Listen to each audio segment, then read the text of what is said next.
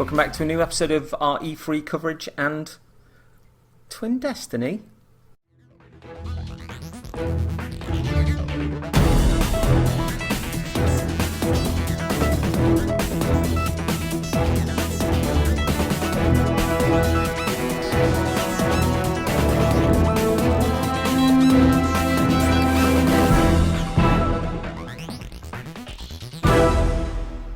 I'm here with Patrick Stardust. Hello again. Hi. How are you? I'm good. I'm good. Feels like we've done this before, but I'm good. No, I haven't asked you how you are before. Except on the last episode, obviously. Ever. No, just ever. James Carter from Kane and Rince is Hello. our guest Hello, once hello. again. I am delighted how's to be your here. day and week treating you, sir? Busy. We're probably bending time at this point, but there's a lot. So without E3 to gather everything around, it feels like not only has it all been a bit more spread out, but there's a lot more of it. There's so much stuff to catch up on. And the vast majority of it's really good. Yeah, very, very good. I mean, you were talking today about the Guerrilla Collective. I watched a lot of that, and there was tons of standout stuff. Yeah. But it's so much of it. It's it just was so hard much. to kind of keep up. But there's a few things I would like to go back and start noting down from that, because it was one of those that I thought I'll just watch this, and I didn't have anything to hand to grab onto. So, Oh, you were doing a paddy. yeah, see, it hadn't quite floated down from the ceiling. I'll have you know, these days doing a paddy is watching nursery rhymes for 2 hours at a time. That's fun. Do you take They don't notes? infest Do you your take brain. notes about those? Yeah, it says here, apparently you open them and then you shut them. It's a song about your hands. Say no to Pretty more simple. 2020. James, where do you stand or sit with regards to Destiny prior to this? So I've played both Destiny and Destiny 2, although two people who actually play Destiny and Destiny 2, me saying I played Destiny and Destiny 2 is going to sound like a joke when I tell you that I finished the campaigns and played for maybe 5 hours more of each beyond that, and then kind of stopped. So I notionally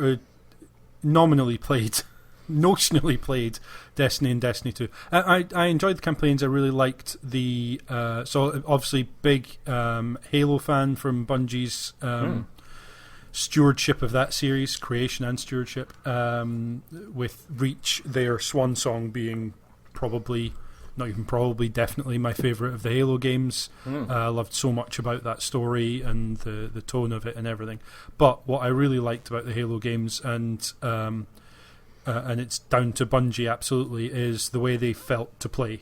I just think as shooters they're fantastic. The feel of them, the feedback from the weapons, the pace and movement and everything about them just feels like a really good, well refined first person shooter. And I got a lot of that from Destiny. But I fell into that trap. I know a lot of people did, and it's probably like nails on a chalkboard to anyone who really enjoys this aspect of it. But as soon as the campaign was over, I made as best a fist as I could of working out what to do next. But very quickly felt like, in Destiny 1, for example, it felt like I was just going around doing the the little alerts that come, the little beacons that come up, and they refresh every 30 minutes. Or every few minutes. I just did those over and over again, and I think there was one strike in Destiny when it first launched. I did that, and it was kind of like, oh okay, what do I do now? It's the same missions again, and no, it wasn't really up for that. I kind of felt like I lost my way.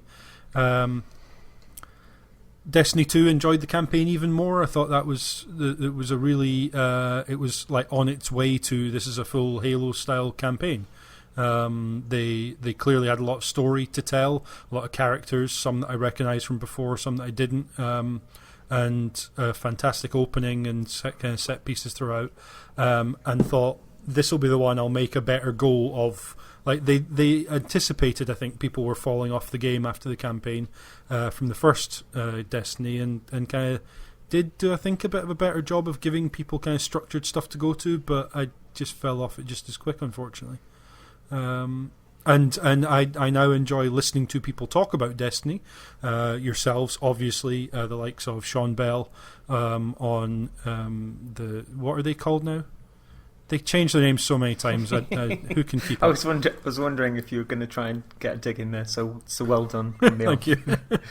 But I love listening to people talk about Destiny, but as has been established, I don't tend to engage much in multiplayer gaming unless it's like a fighting game or Apex Legends, where I can just pick it up and play with randoms and put it down when I want to. It feels a bit like too much pressure to have a fixed group of people that I have a obligation to join in with. Otherwise, I'm ruining their game. So yeah. But one thing I have done is kept up with, not all of, but a lot of the kind of tentpole events they've had, like this one, on what Destiny 2 now is, because I have a ton of respect for Bungie. So let's get that out on the table straight away. Ton of respect for Bungie, and the particularly obviously familiar with a couple of the people that tend to do these events, like Luke, and just I really enjoy seeing them cater to their audience and their community. Because it's interesting on the one hand because you were coming from Halo, and obviously the majority of those games were written by the original writer of Destiny before it was broken apart, and then he left the company. And so there was some very scattered story in there. But the interesting thing, and it's kind of cool that you're keeping up with it, is where Bungie are since pricing themselves away from Activision and what they want this game to be and how they're changing it. And I find that heartwarming as an old Halo fan, because it feels like I've got Bungie back, and a kind of really thirsty, hungry Bungie who are changing the game out of all recognition, and they're quite humble about the things they've gotten right and they've gotten wrong, and I appreciate that. Can I posit a question to you both, but I guess particularly you, CJ? Knowing that in a kind of, I guess, Infinity Ward style way, Bungie obviously joined up to Microsoft in the time Halo was being made, were part of Microsoft. It felt like they'd kind of had to prize themselves away from that to be able to make the game they wanted.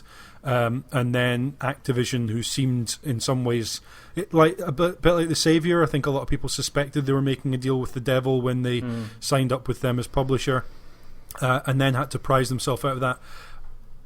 What do you think this would look like if Bungie had managed or been able to convince Microsoft that letting them do what they want, letting them do essentially Destiny, but under Microsoft's banner?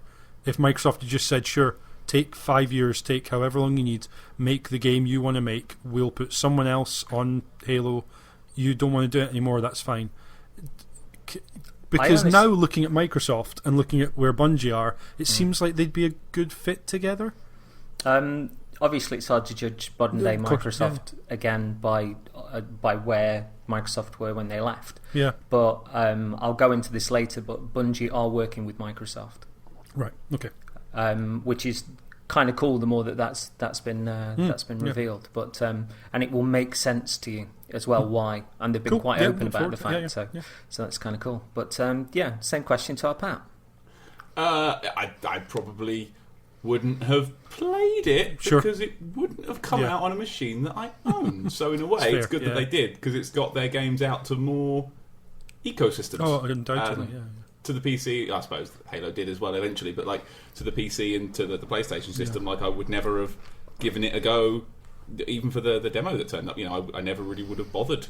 Absolutely, in the way that Halo's never been on a thing I've had, and it's been a bit of a non-entity to me, to be honest. It probably would have filed away in the same compartment as that.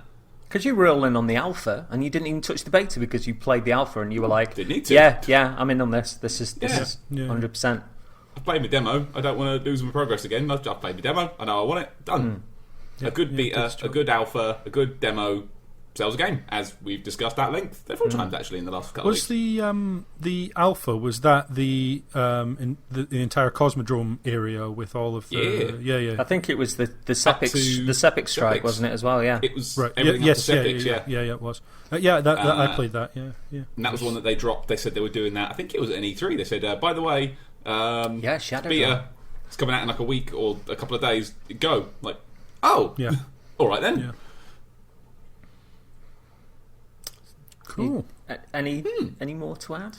Not really. Because you did. I did eventually talk you into Destiny 2, but also, we both played The Taken King before that, which was phenomenal, and the Rise of Iron. The Rise of Iron on original Destiny was also fantastic.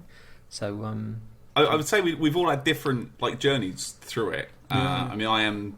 James, seems like you've had a burst, and then you've found your stopping point and you've left it. Whereas I seem to sort of bounce in and out of it every now and again. I got really into it at launch. I played the living Christ out of it for a while, and then around the time everybody else was getting ready to raid, we didn't have that group, so it just didn't really happen. Me and CJ, we played a hell of a lot of that game together.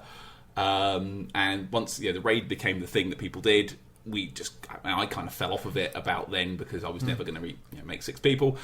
Didn't get back until I think the second that you bought me though, CJ. I think it was Crota and the House of Wolves that came out together, and we got back in on that, and that was fun.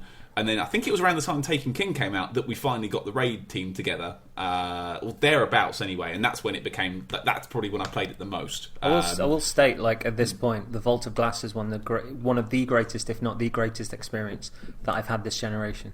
It was one of those things that you could see the main game and you could go, yeah, this is I can make my own fun in this. I really like that. I think the setting and the story and the little fragments that you had of it had a degree of resonance that were probably more than the game had in of itself.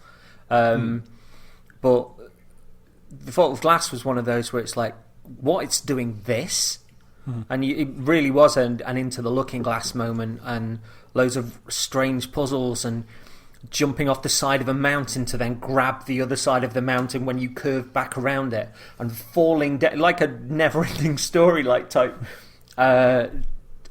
Otherworld. It was mind-blowing, and as all in the ships beforehand, and as all sort of sitting down afterwards, with Pete standing in front of us in the tower for lessons. But, it was but I can see why they made the raids that you weren't able to matchmake for them. It had to be a group that you put together, because you would never work them out. There's just too many moving parts, too many new mechanics in each one that just, for the outside, you're like, what does the aura of that mean? Why is that glowing? What's that noise? Why are there now 50 more guys? I don't understand. Without Pete telling us, it would have taken us a damn sight longer. But I didn't get Destiny 2 at launch. I sort of drifted away from it by then. I think I burned out near the end of Rise of Iron. I think my Destiny 1 time was something like 300 or 400 hours or something like that at that point. And I drifted hard by that point. I think I ended up... I know I played through Destiny 2 at some point, because I already had a character. It had been through some... I can't remember why I had it. I definitely didn't buy it. But when it dropped on Plus, I went through it again and picked up Forsaken and the stuff behind it and got back into it for a while. But again, didn't really touch a lot of the newer content. I think you did it. You did it on Plus. I think that's where you came into it, because I got it with my Pro, and I'd left it alone for a long time, thinking that we'd play it together and stuff. So it was with Plus when you kind of clicked with it. Yeah. I remember I grabbed Forsaken after that, just because I could do this again. It was, the momentum was good. I think I was enjoying the plot. I was enjoying the storyline. Again, like James said, the Red War campaign, really good. Really enjoyed the Red War campaign. Didn't really touch any of the DLC though. I got about halfway into Osiris, didn't touch the other one whose name escapes me, and barely got into Forsaken at all. I barely scratched the surface of it, because there were so many other activities and things to do, and again drifted again. Then Shadowkeep comes back around. I know you were quite excited about it yourself, and we were chatting away, and I ended up just hopping back on, and I did end up picking up Shadowkeep in the end. And I think that was the point at which I sort of drifted massively, because I was back in and we spent quite a lot of time running and shooting and doing stuff. I didn't kind of feel like I'd accomplished anything.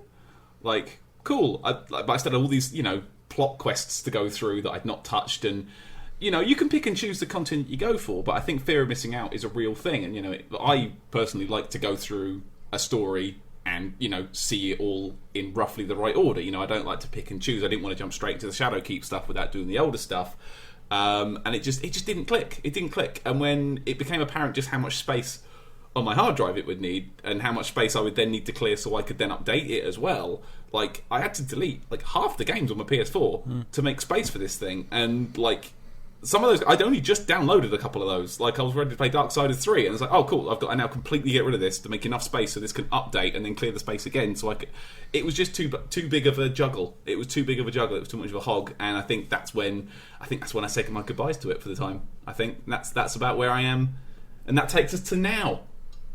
It does indeed. So did you go into this expecting or hoping to be just immediately brought back in with what they announced and what they had to say, Paddy? I wanted them to give me a reason why I would clear off half my hard drive and free up my evenings for this again. That's what I was looking for. Not the hard drive. That's just me being lazy, not wanting to mess around. It's more about like the time constraint, because I know how much time Destiny 1 took me, and there's more here, like tons more to do. I need to know that this time is going to be used. I'm not going to feel like I'm banging up against the same things over and over and over again to get to the fun bit. I don't want to.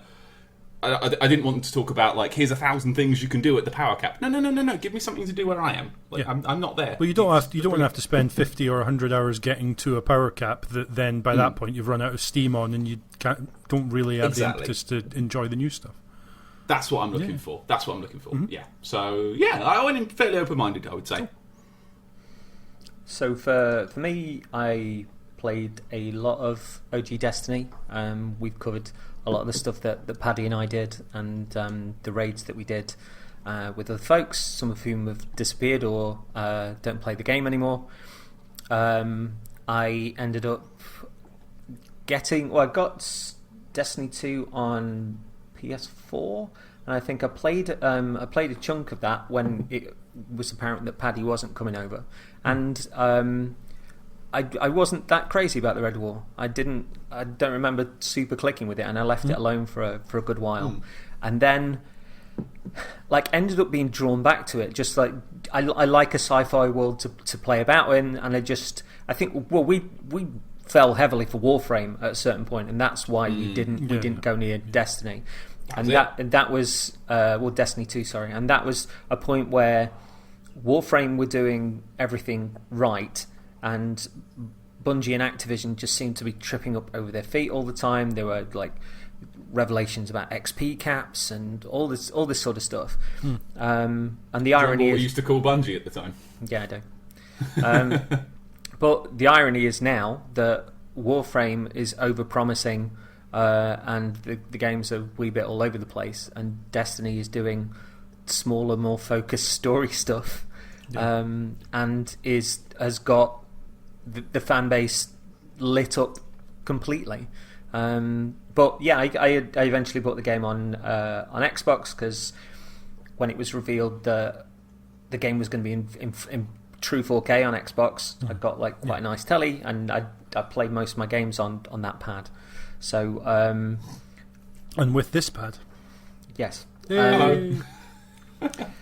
So yeah, I just started. I went through the Red War again. I started monkeying about on it, and it became a game that, because my hours can be all over the place, it was quite nice to just put on a bit of music, do a few bounties, go to do a few story missions, and then go to bed. And it felt like with working in retail and speaking to people all day, you don't necessarily want anything that's particularly chatty at times. You just want to kind of be able to bounce on, enjoy yourself, and there are vastly different people that are playing the game and stuff, but there's times when that fits into my routine really nicely. Where I can't fall into a game like story wise if I've got like an hour and a half in the morning before I go in on a shift or that kind of stuff.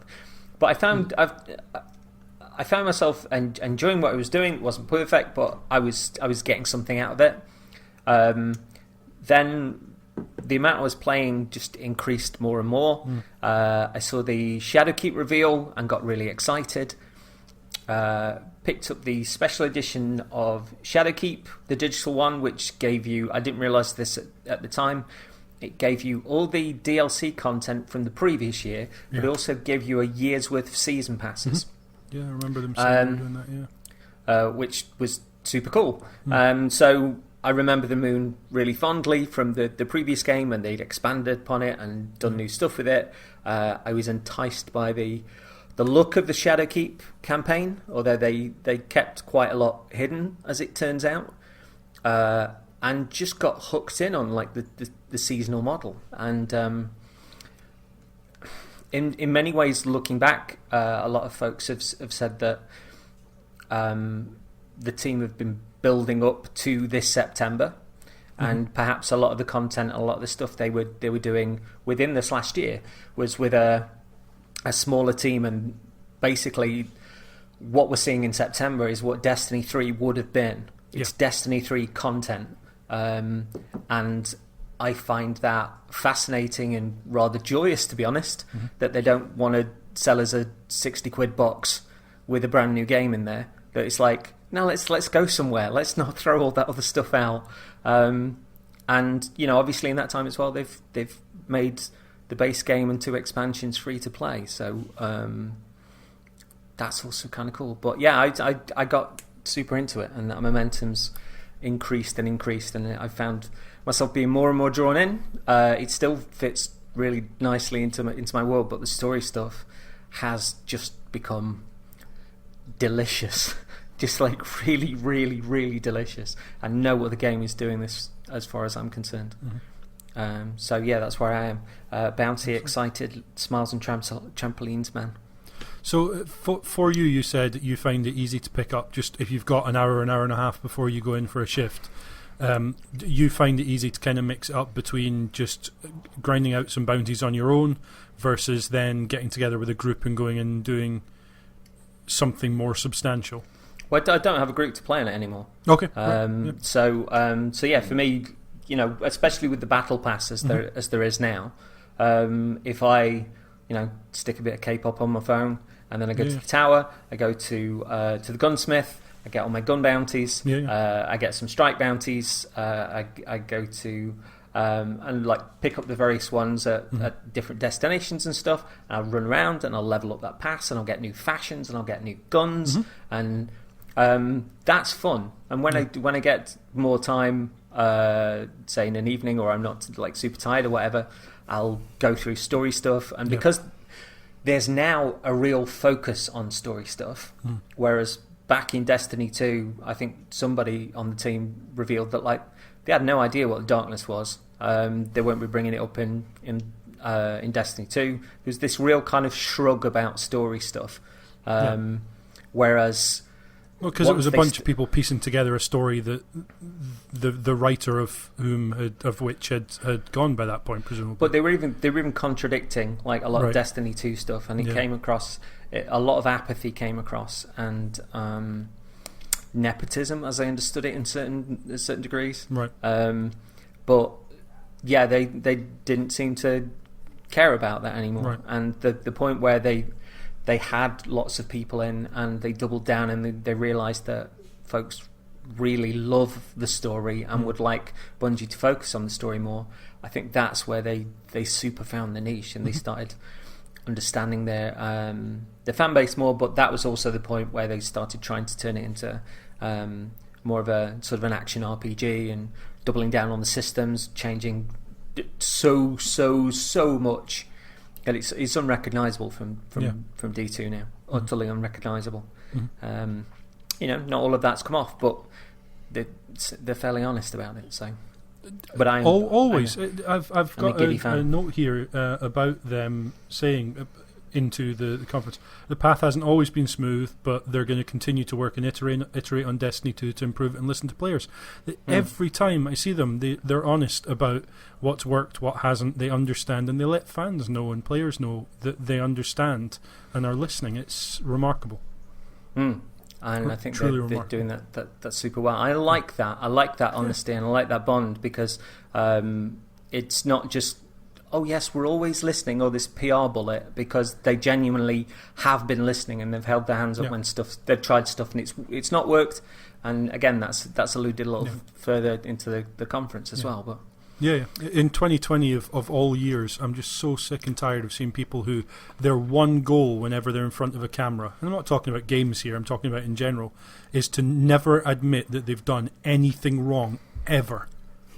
Just, I will spin whatever question, I will not answer your question, I will spin the circumstance to say I have never made a mistake, because they think that admitting a mistake was made, even in hindsight, not that they could have done better, beforehand, that they now know better afterwards. They will just never admit a mistake, and I don't get why it's a rare thing to be open and honest with successes and failures in that way. It's But for some people, they'll think that's a weakness. But for me, it's a strength. Oh yeah, it's because you're going like, yeah, we messed up a bit. I'm not even as jolly as I put that. Like just saying like, yeah, that didn't work out. We're rethinking it. Yeah. Or shows you're learning.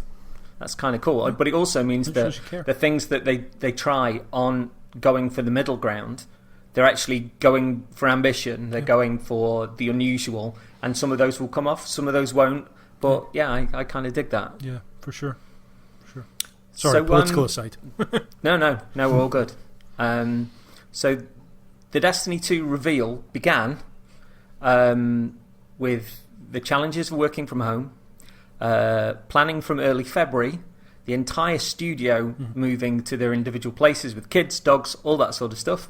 They procured 400 laptops. We saw Lance Reddick recording in his closet, people mocapping in their garages, IT saying they normally get 700 to 800 tickets of any given month, and they had 1,400 in March.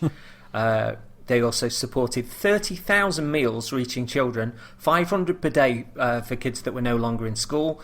Partnered with Direct Relief amongst the hardest hit of the pandemic, supporting frontline care workers, and raised $700,000. Yeah, astonishing.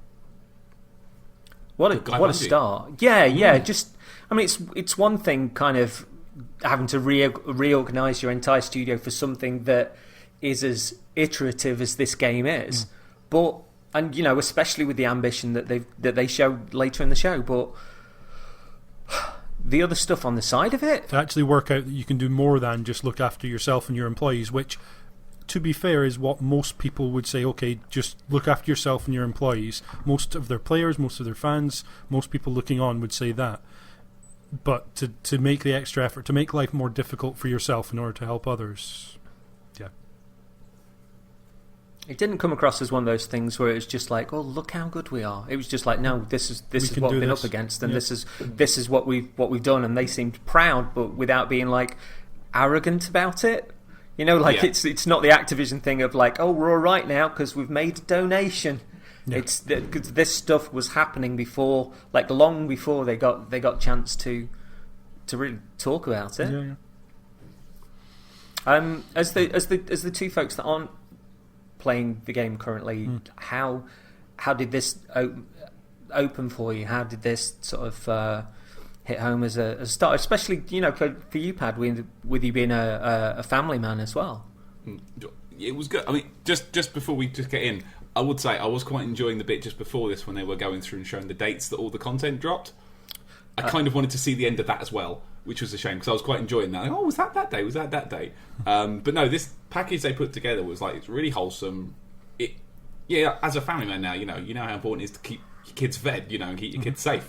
Now, it's a very, very pressing concern and has been. I had what a friend of mine, James, called, not you, different James. I had my first dad panic around the time all the shops were starting to close because we hadn't had word we were closing, and I was so wound up about it over the course of a Thursday morning, I'd lost my voice. I'd complained that much. I was literally squeaking. Did I speak to you around that week or so, CJ? You did, yeah. I don't remember. Yeah. I was worried for you. And I was literally speaking like that. Like, it was painful to speak. And that voice was screwed for like 2 weeks. Like, that's how bad I was complaining about it. So I'd had my first... And he said this, we all get a dad panic. Admittedly, this one is pretty bad. I'll let you have this one. This is... But it's... And things did... things smoothed out, obviously, in the end. And, I was the one who was the most wound up of all the managers that my area manager dealt with. I was the one he phoned first when he knew we were closing. Because he knew that I was the one who was like... Because, he was like, oh, no one else has said they're upset. I was like, yeah... I don't care. Like, I'll tell you that I'm upset. Like, that's something that, I had instilled in me from my old area manager, who I was, quite scared of. She was horrible, was just mean all the time for no reason. There was about a year when I took the shop over where she was just on my case every week about small things, but it wears you down. Yeah. And I got to a point where I was like, I'm not taking it anymore, and I just started to tell, I don't think this is right. I'm not scared of saying what I think is good or bad anymore. I'll just say it outright. I don't mind, there's not much about putting a brave face on things. If I'm not feeling particularly brave, I'll tell people I'm bloody terrified. I don't want to be at work. But yeah, it was nice. So all that dials back to like feeling that, looking after not only yourself, but making sure everyone else is okay as well. Because the immediate thought when I got home from work that day and it was all shut and we were done, we were closed, I was like, brilliant, like my lot are okay. Now I'm worried about my mum. Now I'm worried about my dad. Now I'm worried about my friends. I'm worried about, you guys, it's helping friends, make ends meet, guys like yourself, James, who are, immunocompromised and are more at risk than anyone else. You worry, your mind starts to wheel around. And the fact that the guys at Bungie have taken this in their stride as they have, made the changes they've needed to quickly, moved themselves home, carried on, not business as usual, but they've kept pushing forward, but then also given above and beyond what we would even expect of them to do. Again, everyone says, get yourselves through it. People don't think outside their own door, whereas Bungie have done that, and it's just nice to see. And like you say, CJ, it didn't come off as like condescending or look at us, we're so good. It was just, no, this needs to happen, so we're doing it. But even within the stuff that was there with them, like being at home and stuff, it was still kind of at that point. We've got cats, we've got kids running around. You've got Lance Reddick in the closet. People mocapping in the garage and stuff, and it seemed like, we're all getting on with it. Do you know what I mean? It seemed sort of quite cheery and bright, almost as if we know what's going on in the outside world, and we're not going to dwell because we get to make a video game, and that again was unspoken, but there was a real. You saw how hard people were working, like getting that set up, and how hard it must have been to get the infrastructure. But the people that were working on it, they were adapting. They were adapting really well. Yeah. And then the other side of it, how many kids they'd fed. Yeah. And the money they'd raised for the frontline workers was amazing. When there are governments not making sure that kids who need food are being fed, here's a company that said, well, we can help. Didn't have to. They chose to. It's inspiring. So this is quite hard to say. It is.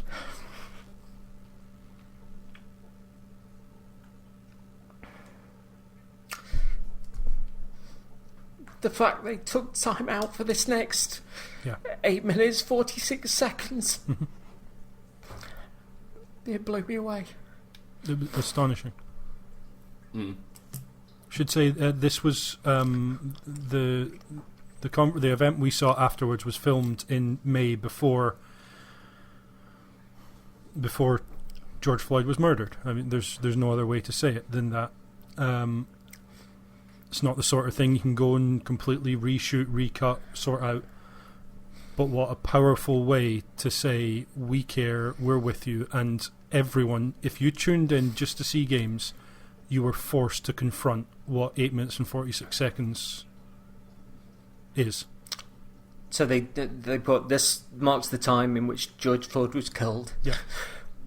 restrained by law enforcement as he cried out for help. I can't breathe. As we watched, as our eyes wide open to justice, now an entire community cries out. We need to do more than just talk about racism in America. We need to do more than listen to the cries of the black communities. We need to do more than learn about the systemic racial injustice around the world. Words are not enough. Only actions can bring about change. It's time to stand up. It's time to act. Sign up, donate, organise, mobilise, and then blacklivesmatter.com, antiracismcentre.com, EGI.org, colourlines.com, showingupforracialinjustice.org, and those stayed on screen for the next 7 minutes.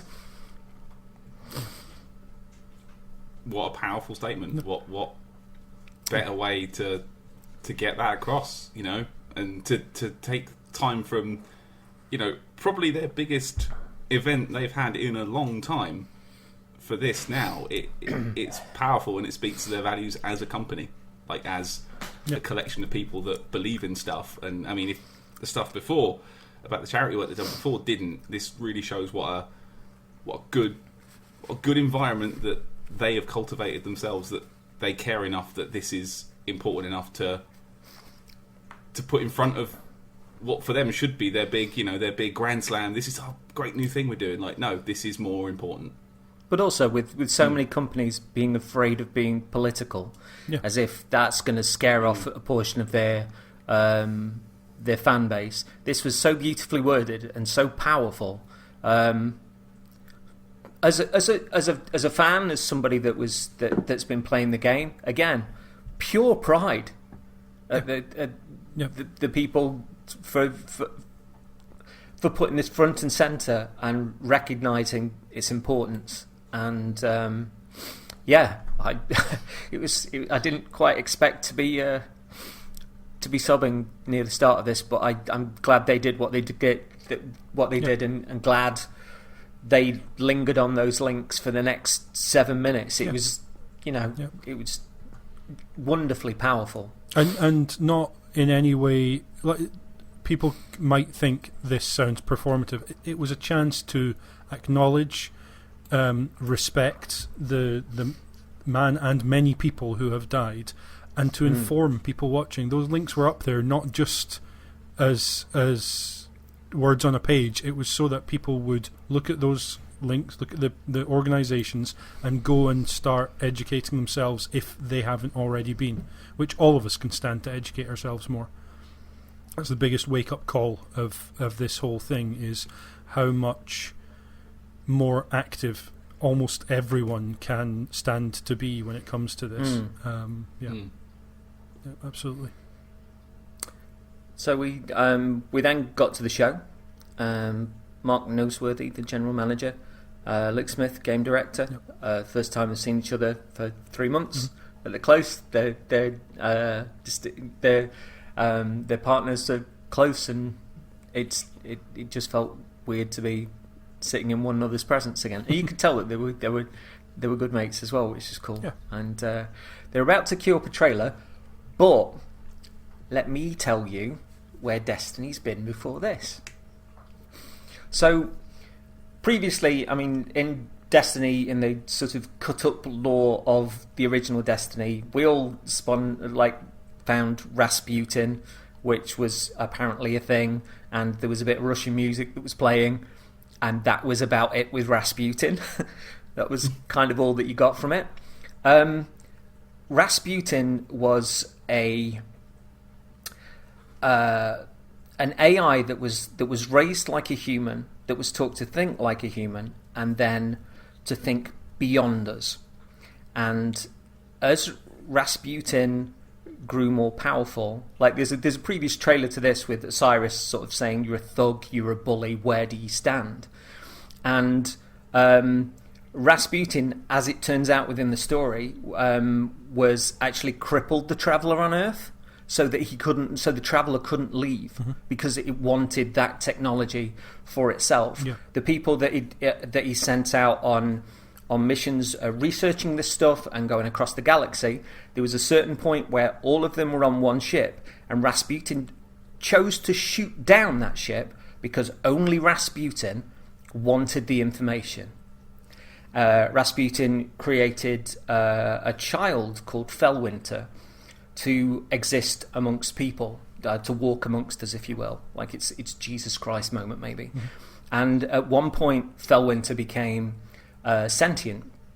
And Rasputin decided that he didn't want humanity to have Felwinter. Mm-hmm. So was basically going through trying to kill Felwinter constantly. But Felspring, which is Felwinter's ghost, kept resurrecting him.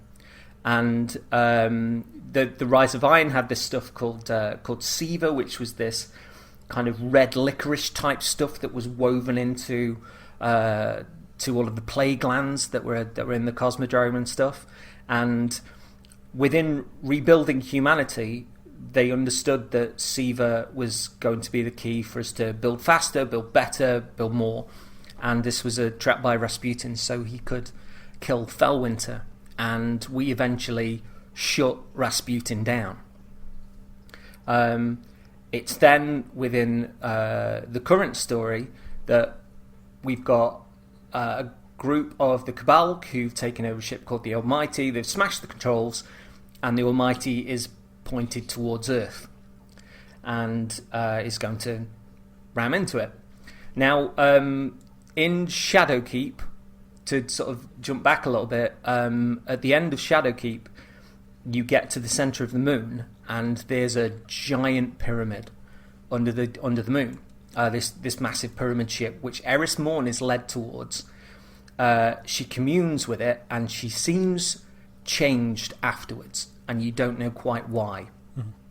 And the conclusion to the Shadowkeep campaign sees you confronting yourself, but essentially the darkness as the other version of yourself. And the darkness is basically saying that we don't represent evil, we represent truth. Which is like, oh, that's kind of cool. And in the previous season, where we were powering up Rasputin because we were going to try and shoot down the Almighty, there was a certain star map, like in very old sort of pixels, that like almost like a something out of Alien, that was behind Rasputin. And there was a certain point where somebody said, you know, I can see something that's kind of greyed out a little beyond the universe, but don't know, must just be mad. And then people started noticing more and more of these etchings, and they were like, what? And eventually they started glowing up on the map, and there were hundreds of pyramid ships coming across the universe.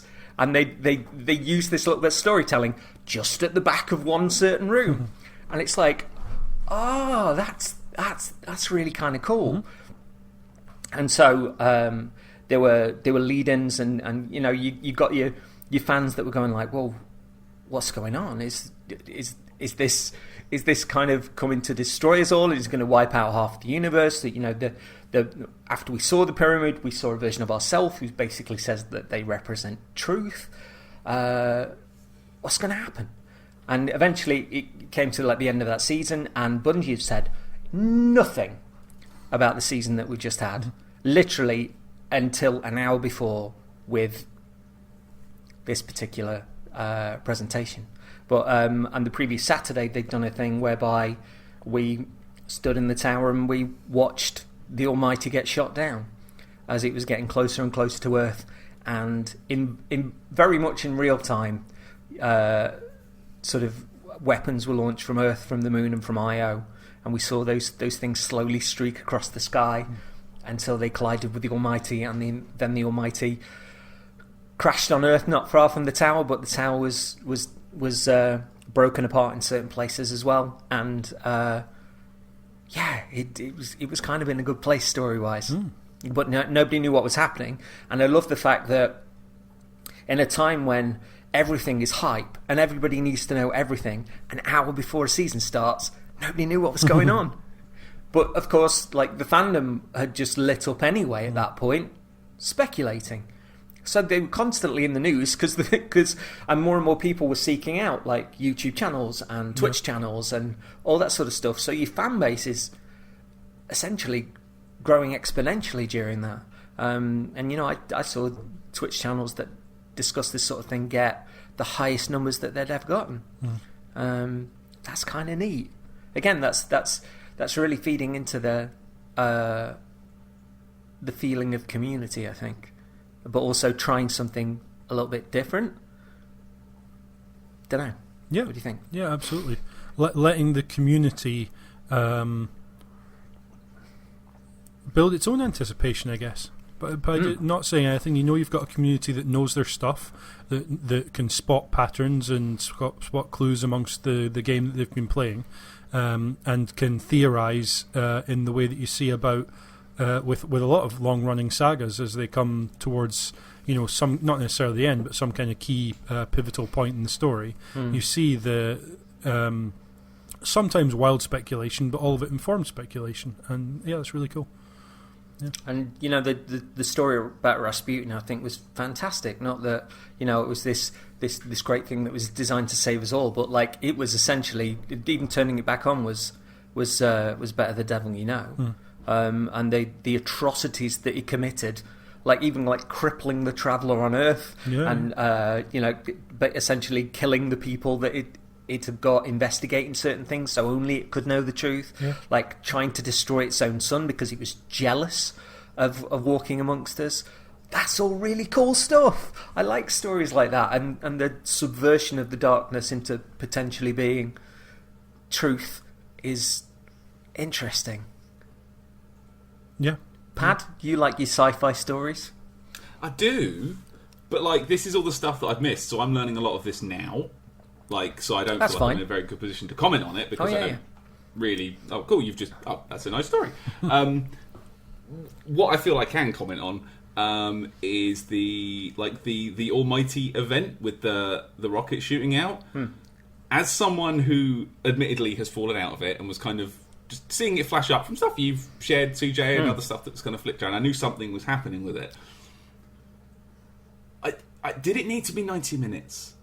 Didn't need to be 90 minutes because I was flicking in and out, I was checking in on it, and it just seemed like nothing was really happening, and it was very slow. And I understand, and I will let you get to your point, and I know you've got one, that it's part of the build up, and you're talking, you're speculating what's going to happen, is it going to work, what's going to go. It just, I don't know. It just for then to the explosion at the end, it was cool. I have watched the explosion bit, it was cool, but like for me, if I'm going to spend 90 minutes on an event that ends with a spaceship being blown up, I'll watch Star Wars because then I've seen a film. But again, that's because I don't have the context. I don't have the excitement that you do. It's for me. It was just watching the sky for. And I say this. I didn't watch the whole thing. I was just flicking in and out of Twitter and Twitch, seeing nothing's happened. Right, I'll check back in 10 minutes. I'm making dinner. I'll check back in. Nope, nothing still happened. I don't know. For me, it was a bit flat. Apart from the last 2 minutes, but then again, it's not really for me, is it? But I've got 2 points on this one. The first one, I had a great stream with loads of people standing on the, I was standing on the tower. There's tons of people like stargazing with me. I got people in the chat that were speculating and talking about stuff. So I had a nice little event around it. Under the hood, they were trying out new tech, and they were trying to make sure that everybody could get in that wanted to get in, and they'd never done this before, and they said for people to get to the tower at like 6 o'clock, and really nothing started happening until about 6:30. And like I say, they were making sure that everybody could get in, and that there were going to be no sort of errors, or the whole thing crashed around them, or even like we saw with the Fortnite thing a couple of days ago, where essentially people were locked out of seeing it. Like half an hour before it went in. So I think I'd always rather somebody be cautious and inclusive, rather than just going like, right, it's going to start at 6:30, and then everybody rushing in at once, and people not being able to get in, and again, like that fear of missing out thing. So they've learned a lot from it, certainly, and they've been open about the fact that, we could have done things differently, but a lot of the things that we'd learned we were able to do, we learned from doing that. I tip my hat to them in that regard. That's I'd always rather they veer on the side of that sort of stuff rather than just going, well, if you were there at 5:45, you were all right. So yeah. But then we saw a trailer. Mm-hmm. So we saw a pyramid ship landing on Europa. The Drifter launches a pod from his spaceship. Eris Morn wandering through the snow with seemingly some kind of ability. They're then joined by the Stranger, who appeared at the end of the original Destiny, handed us a gun, spoke to somebody in the background there, exclaiming how there's no time to explain. The Stranger has a familiar, which is like a cross between a koi carp, a clock, and an owl. And they announced Destiny 2 Beyond Light for September 2020. We're told that the Stranger is not forged in light, and when the two of us meet, ground can break. This is a brand new era, new destination Europa. Was shown Eramis, a fallen warrior wielding a brand new power formed from darkness, a leader seeking revenge on the Traveller for scattering her people. We're told we're going to discover new places like the Deep Stone Crypt, which I didn't know about. I've heard a few people talk about previously. Apparently the Deep Stone Crypt comes from a dream that many Exos experience. In the dream, a tower lies on a black plain. Some make it to the tower in peace, while others are forced to slay an army of everyone they've ever met in order to reach it. The late Hunter Vanguard Cade 6 vaguely recalled becoming an Exo in his Treasure Island book, where he recalled going to an icy moon. So it's like, oh, cool. So I didn't know about that sort of stuff, but the fact that that's in the story and they're kind of pulling that back towards things is exciting. So yeah, that was the first one that they showed. Any thoughts on that one before we move on? Why didn't Eris take a shit? Why was she just walking?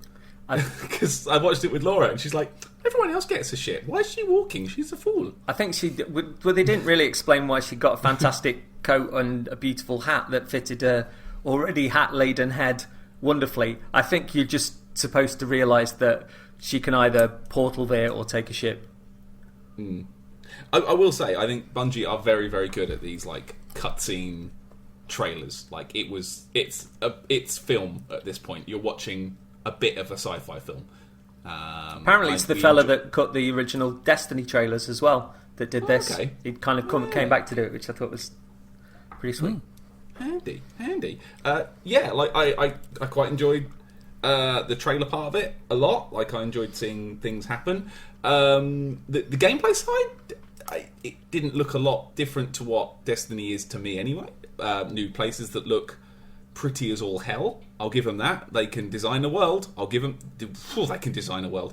Yeah, and this new power seems to be an extra one on top of the other three, but different. But it did just look blue, like Arc. Maybe they could have made it a slightly better colour.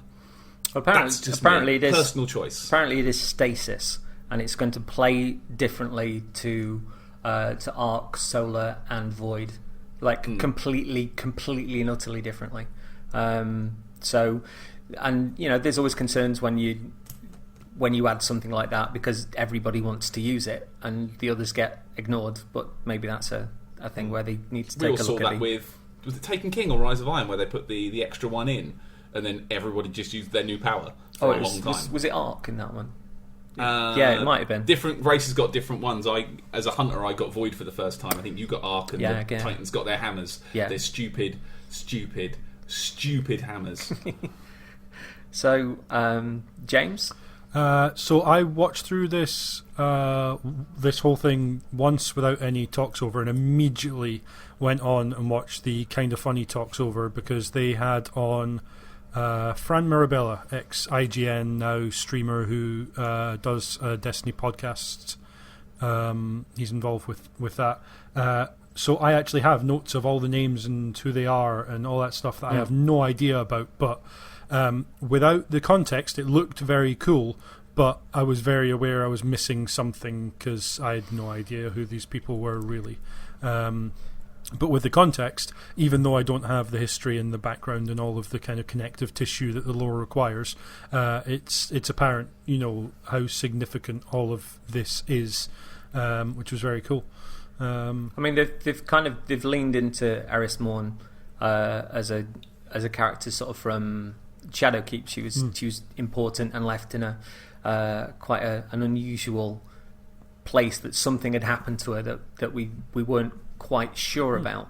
But I think part of that was in discovering that which she thought the darkness was, it may not be at all, or it may be something different entirely. The Drifter I don't know much about because I didn't really play much Gambit, and the Stranger everybody was kind of quite excited to see, because they just appeared at the end of Destiny and nobody knew who they were. They just handed us a gun, said something sort of, and then disappeared. But when she turned up again here, she said, "Where I come from, the Darkness won. I have witnessed this firsthand, and I refuse to let it happen again. This is a truth I cannot hide from, and so we must embrace it. The line between light and dark is so very thin. Let's cross it together." I was like, yeah. And then you got the Aramis stuff with I will give these Guardians the destruction they crave. I was like, yeah. I was quite happy about that. Yeah. Also, I quite like apparently Europa, that's going to be in the September expansion, is enormous, absolutely enormous, and I like the frosty sort of deep caverns of technology that was smoothed over with ice, but there was also the big almost like train rails that you were running across, and then there was the really futuristic kind of white transports, and there was enough there for me to go, I kind of want to go to there. that looks fun. So they then said they've been thinking about the future of Destiny. It all starts back at the beginning, and then we've got a big montage of all of Desta's big moments, which was rousing.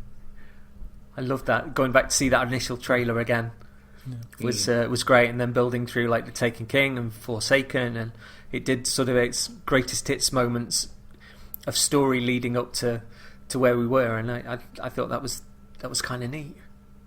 Yeah, very much so. Like an extra, like a better version of that thing they did at the start when they were showing like when everything dropped. Like it was good to see. There was definitely a point I thought there's going to be a point where I stopped recognising this, and it came halfway through Forsaken. But yeah, it was just nice to see where these people have been, and it made it sound like when they first sort of got this bit going, like this is where we've been. Like, oh, are there going to be clues in this as to what's coming next? Like, oh, that thing that we did in the first game, that's a thing now. Like, do you know what I mean? I was looking for those clues back that you sometimes see in recap episodes of, or like the recap of a TV show, and they show you an odd clip. You think, well, why would they show me that clip? That means something's coming that's relevant. And it turns out that didn't happen. But it was interesting to try and watch and try and pull clues together. I think it's one of those things where the way that they're telling the story, they're not really, well, in the regular game, is they're going from season to season, and everybody's sort of speculating where that end point could be, or where future points could be. But it's very much about sort of revelations in the immediate and things that are kind of happening, and like new threads are woven into aspects that you've always wondered about. And even with the last season, where we thought we were powering up Rasputin, it was all about the Almighty like crashing into Earth. Then to have that map on the back and to see like the pyramid ships, like hundreds of pyramid ships every week, like there were more of them and they were lit up on the map. Like seeing that as a piece of storytelling on in games on like walls and stuff isn't always very well done.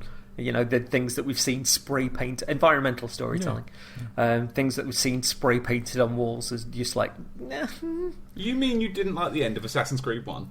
Terrible. I can't remember it. Exactly. But that was the stuff with the pyramids and the map was great, because people were like, what?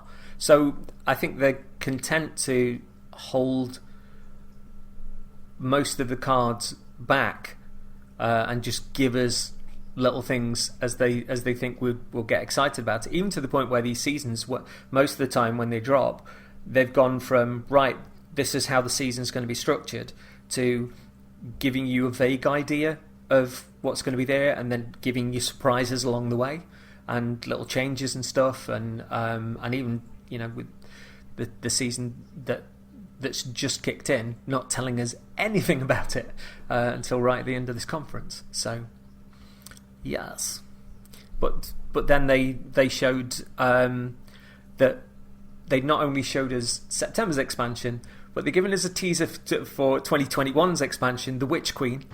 And the stranger saying a side should always be taken, even if it's the wrong side. And then a teaser for 2022's Lightfall. And as Luke Smith was saying, everything's driving towards a moment. We're all in on Destiny 2. We've not gotten everything right out of the gate, and we're already working on changes to the seasonal model to remove fear of missing out. We took it in the wrong direction. That's on me. We're working on transmog, which is turning the armour you like the look of into ornaments that you can wear, so you're not just wearing the most powerful or relevant stuff. We're working on redoing quests and the new player experience. So that was... It's a little strange for a game to go, oh yeah, this is what we're doing in September. This is what we're doing. This is a bit of a teaser for what we're doing in 2021. Oh, and in 2022 we're doing this. Yeah. Really? Because that just lit everybody up. They gave you just enough to kind of speculate about. And the interesting part is that they could easily have called the 2021 expansion The Taken Queen, because that's who she is. But calling it The Witch Queen, I was like, that's really cool. And Savathûn has been built up over a long, long, long, long time. So for the fan base to suddenly get, oh yeah, you're constantly wondering about Savathûn. Yeah, next year.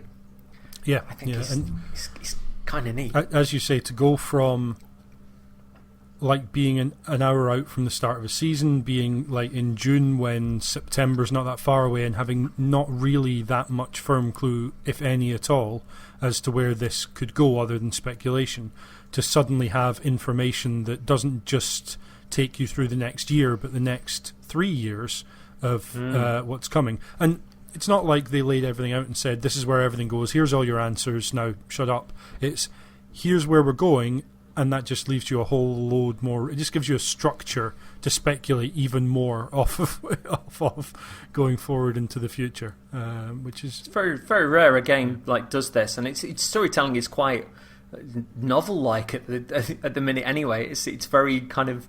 It's very invested in characters and story moments and where things might go and all that sort of stuff. So it's to be this forthcoming whilst still leaving sort of teasers is kind of neat. Very cool.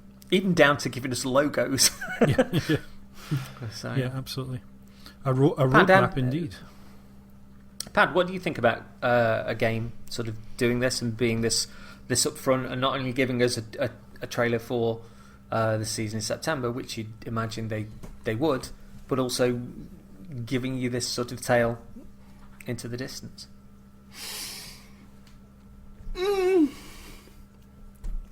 I don't know. Honestly, I don't know how I feel about it, if I'm entirely honest. I'll tell you for why.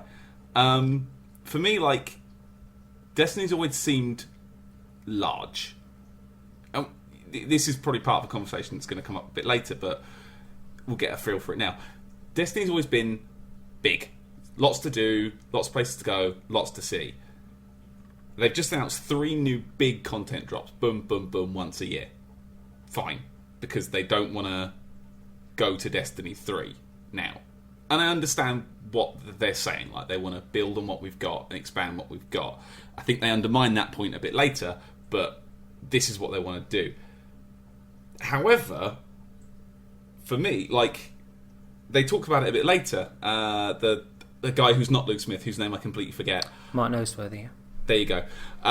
Said, Destiny 1 was the age of light, and then Destiny 2, up to about this point, has been the age of loss, I think he said, and from this point onwards, we're in the age of darkness. And I see a game that I already think is very large, that I don't think I'm going to be able to get to everything that I want to get to. I'm never going to reach the power levels that, the people that play all the time do. I'm not going to see all that content anyway. And I see them as 3 more big content. I'm assuming these are like, Shadowkeep big, Taken King big, big drops for the next 3 years. And I see, well, how big is this going to get? Because I already can't really justify giving it back, that much space in my time more than anything. I'm not even going to talk. Let's right off the hard drive thing. The amount of time it will take me to get through these things and see all the things and get the plot and see all the little tidbits that build these things up. Because I've missed a lot. I have a lot to catch up on.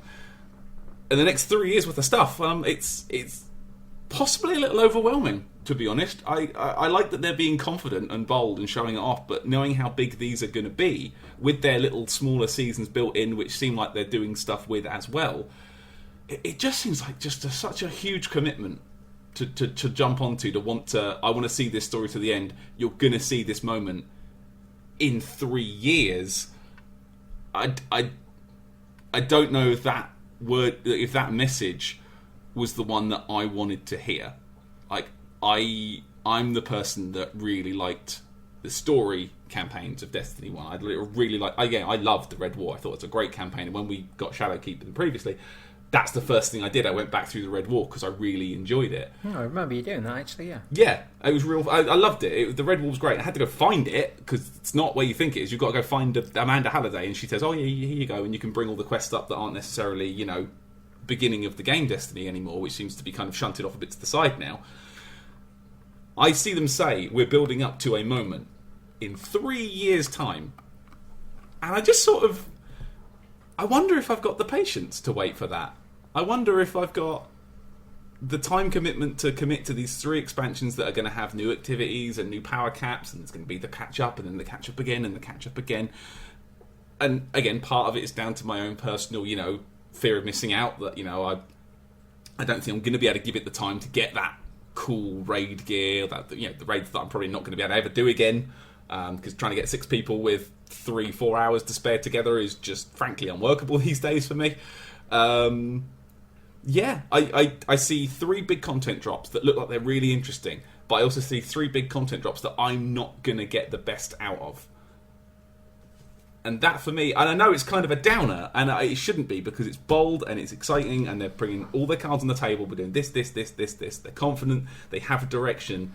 And for people that play Destiny all the time, for people that are playing it day in, day out, that keep up with it, that love it to pieces, and there are a lot of those people, brilliant.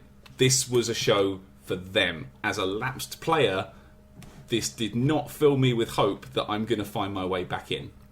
But and I want to find a way back in, but I don't think the door is being left particularly open. It feels like quite a step to jump to see, like, oh, here's the rest of the staircase. I would interject though that the season that we're going through at the moment is the primer for September.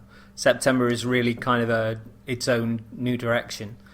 They've said that they're looking at the new player experience, and obviously, from what you were saying as well, the game is too big.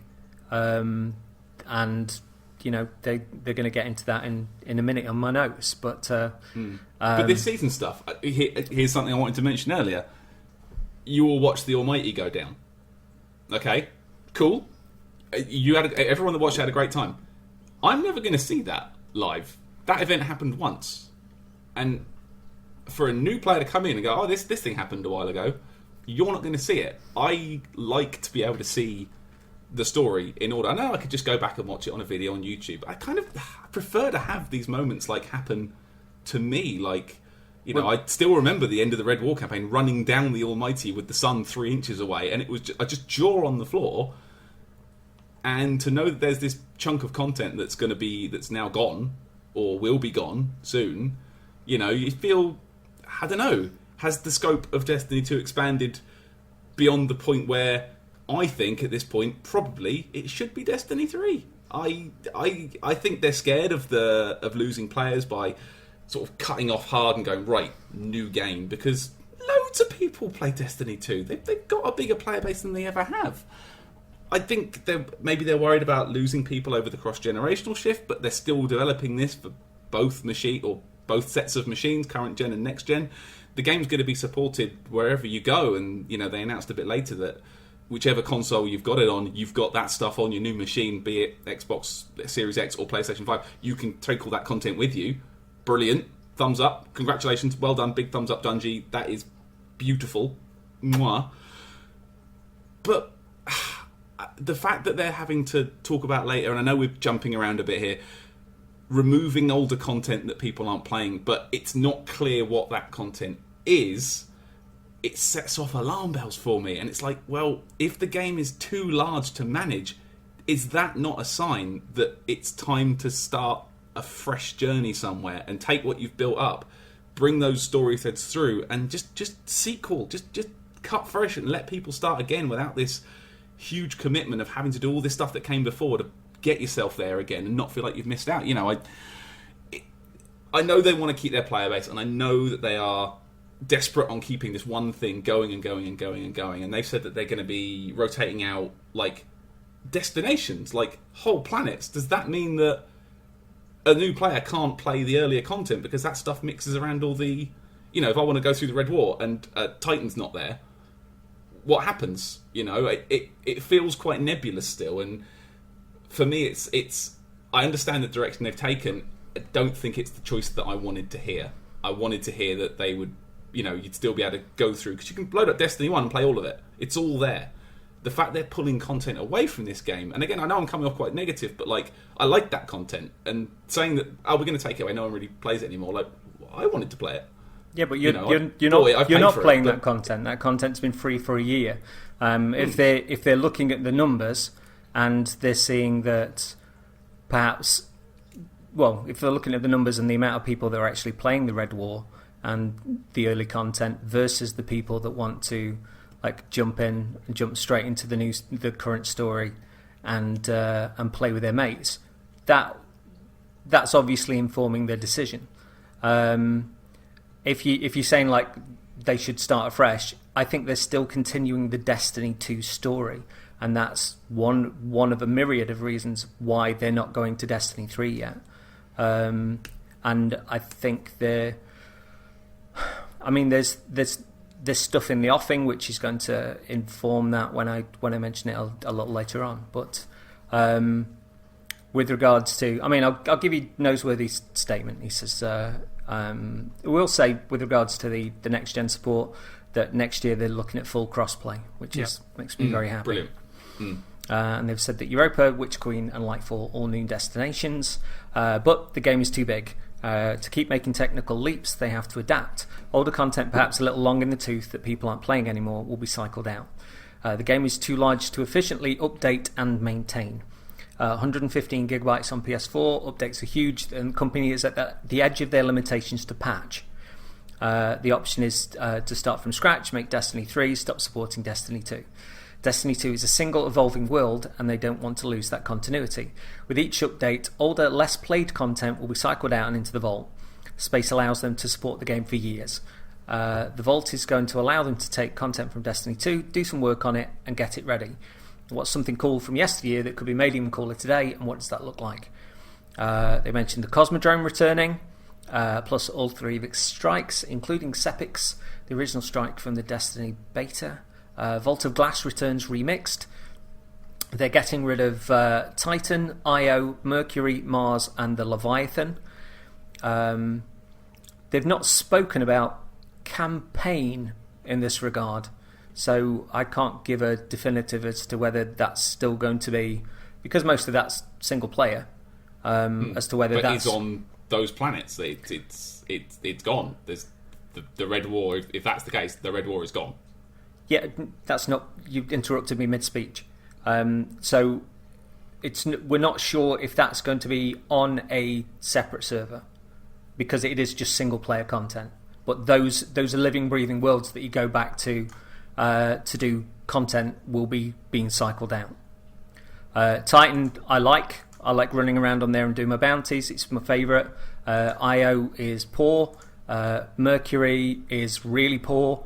Mars is pretty decent, but we're getting Europa, which looks like a better place to visit with snow. The Leviathan apparently is one of the biggest areas in the game, but is sort of based around raid content as far as I can tell. But yeah, as I understand it, this is a necessity. When Bungie left Activision, they lost access to Vicarious Visions, who built the PC version of the game, as well as one of the expansions. On leaving, Phil Spencer said how excited he was to be working with Bungie on one of his favourite games. Word has it that Bungie's Tiger engine is notoriously difficult to develop for, but especially to update. It's been said that Halo Infinite's Slipspace engine is Microsoft's evolution of the Tiger engine, and in the last 18 months or so has seen a transition, with the team experimenting with new tech along the way, like the event a few weeks ago. It's been mused that not all of the game has been moved to the Slipspace engine thus far, and in taking away the lesser play content, which does need doing up because it doesn't represent the game as it currently is, they give themselves time to do that. So yeah, so there's a shift to a new engine that's going to allow them to be more stable, going to be able to do things better. The world is too big, the file size is too big, the areas that are leaving aren't great, and it looks like the stuff that they bring in is story-based and exciting. And if you've got a problem about the Red Ward sort of disappearing, you're not currently playing Destiny. And the story that's kicking in at the moment is the prelude to the next 3 years. So that's what's being set up. The game has changed out of all recognition since the start of Destiny 2, even in the last 18 months, even in the last year. Now, they have said the seasons that we had in the last year, once they were done, they were gone. And the player base wasn't going to be able to play like the Vex Offensive or run through the story stuff for the last year. And apparently that is something that they're mindful of for the year ahead. So rather than a 3-month season kind of cycling out, that's going to stick around for people to play. So that's one of the changes that they're making on that front. But if people aren't playing the Red War and the game is unstable and they're having trouble patching it, and they've got all these ideas for story, they have to make room. And if the option is doing Destiny 3 and killing Destiny 2, then this story's still being told. I can't afford to spend 60 quid on a new game, but something that's going to last me in the same way as this is doing, and is going to light me on fire in this way. I like Titan. I'm not sad to see the other places go. I'm not really that sad to see Titan go, because they're doing it in the realm of pyramid ships turning up on these places, like changing them out of all recognition. It's exciting. It's evolving. That's what I want from Destiny. I don't need to play the Red War again. If people want to come in and play the Red War, they've had a year to play it for free. They're essentially signalling the fact that if you do want to play it, now's the time to play it, because in September it's like that Warmind, presumably Warmind and Curse of Osiris are going to go if the expansions are disappearing with them. So it's not as if they're not giving people a heads up if they want to dive back into it. And for all of those places that are leaving, having a brand new version of the Cosmodrome back lights me on fire. Because Destiny 1 is very different to Destiny 2. So the fact of like going into the first area of the Cosmodrome and going down to the place where like all the knights were and stuff, which were quite difficult to shoot when you first started Destiny 1. If there's a lost sector down there or something like that, that's cool. And if it's brought into the modern day story, and the reason that we have to go back and there's new things to do, I proper love the Cosmodrome. And having those old areas that didn't work, that were rushed in many ways for Activision, being cycled out and going back to the Cosmodrome and getting like a massive expansion and seeing the story propelled into the future, frankly lights me on fire. I think we're going to have to agree to disagree on this point. I think we are, because I liked that original content. It was fun. But when I went back to the game, Redwall was the first thing I did because it's a good, fun campaign. I just don't like the idea that it's gone for, maybe not forever, but it's going to be gone for a while. But I don't like games being gone. But when they bring that back, the they're often going to... Well, they're saying that when a planet comes back and it's story relevant, that they're going to be doing that place up anyway. So we're still going to get places cycled in and out, but they're going to get a refresh within that. But also, they're trying to get the Tiger engine into the Slipspace engine, which is obviously, on the one hand, is going to be a huge stress test for the Slipspace engine for whatever Halo Infinite's doing. So I can see why Microsoft are doing it on that hand, but also they're able to confront any technical issues immediately. But porting a game of this size in any regard is pretty out there. Never mind kind of the way that they're trying to do it. So allegedly. I think I've got a couple of analogies that won't necessarily change anyone's mind, but I think are useful just to try and compare what is happening here to other similar situations, which is, until WoW Classic was released a couple of years ago, there was no way for me, as someone who wasn't playing World of Warcraft in 2005, to play original World of Warcraft without jumping through some almighty hoops to some fan-made servers, etc. Officially, I couldn't do it. Because multiple times with expansions, that world, with Cataclysm, for example, which was actually the point at which I jumped on and played the 8 hours of WoW I've ever played, the world completely changed. It just was not there. And that was something that Blizzard said just straight out the gate. The world is changing. We are still going to provide a route for new players and returning players to come back to the game, but what it won't be is the same as what came beforehand. That's an MMO, and something that Activision did not want Bungie to call Destiny in Destiny 2. It was an MMO, but something they reclaimed in September last year, whenever it was an MMO. They absolutely want their player base to see this as an MMO, and part of that means the world evolves, and part of that, taking Cataclysm as an example, means entire places just cease to exist on that map. So if you went back, from having known the game before, it just wasn't the same game.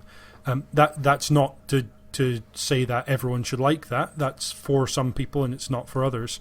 Another analogy I was thinking of just then is Sony have been really pushing the idea of they are fully behind generational leaps. And if that means we only get 50% or less backwards compatibility to PlayStation 4, unfortunately, it means if you don't have a PS4, you can't play PS4 games. Some games you just won't be able to play if you upgrade to PS5. There's an option there. Absolutely, there's an option there.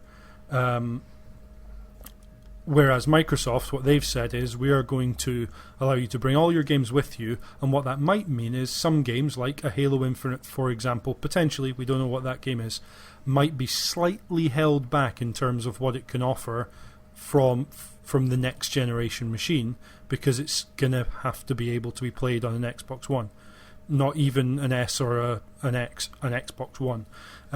So it's different ways of dealing with moving forward. And Paddy, I absolutely get the idea that if they start with a blank page, that's an easy in for new players and returning players, but what it doesn't do it necessarily is respect all the time that current players who have played Destiny 2 for years now at this point and put thousands of hours in, it doesn't respect that, and it's an impossible balance. You can't please everyone. What I hope we see Bungie do is, okay, we're going to bring new stuff on. That means because of the way the game is, they have to cycle stuff out. They know their game.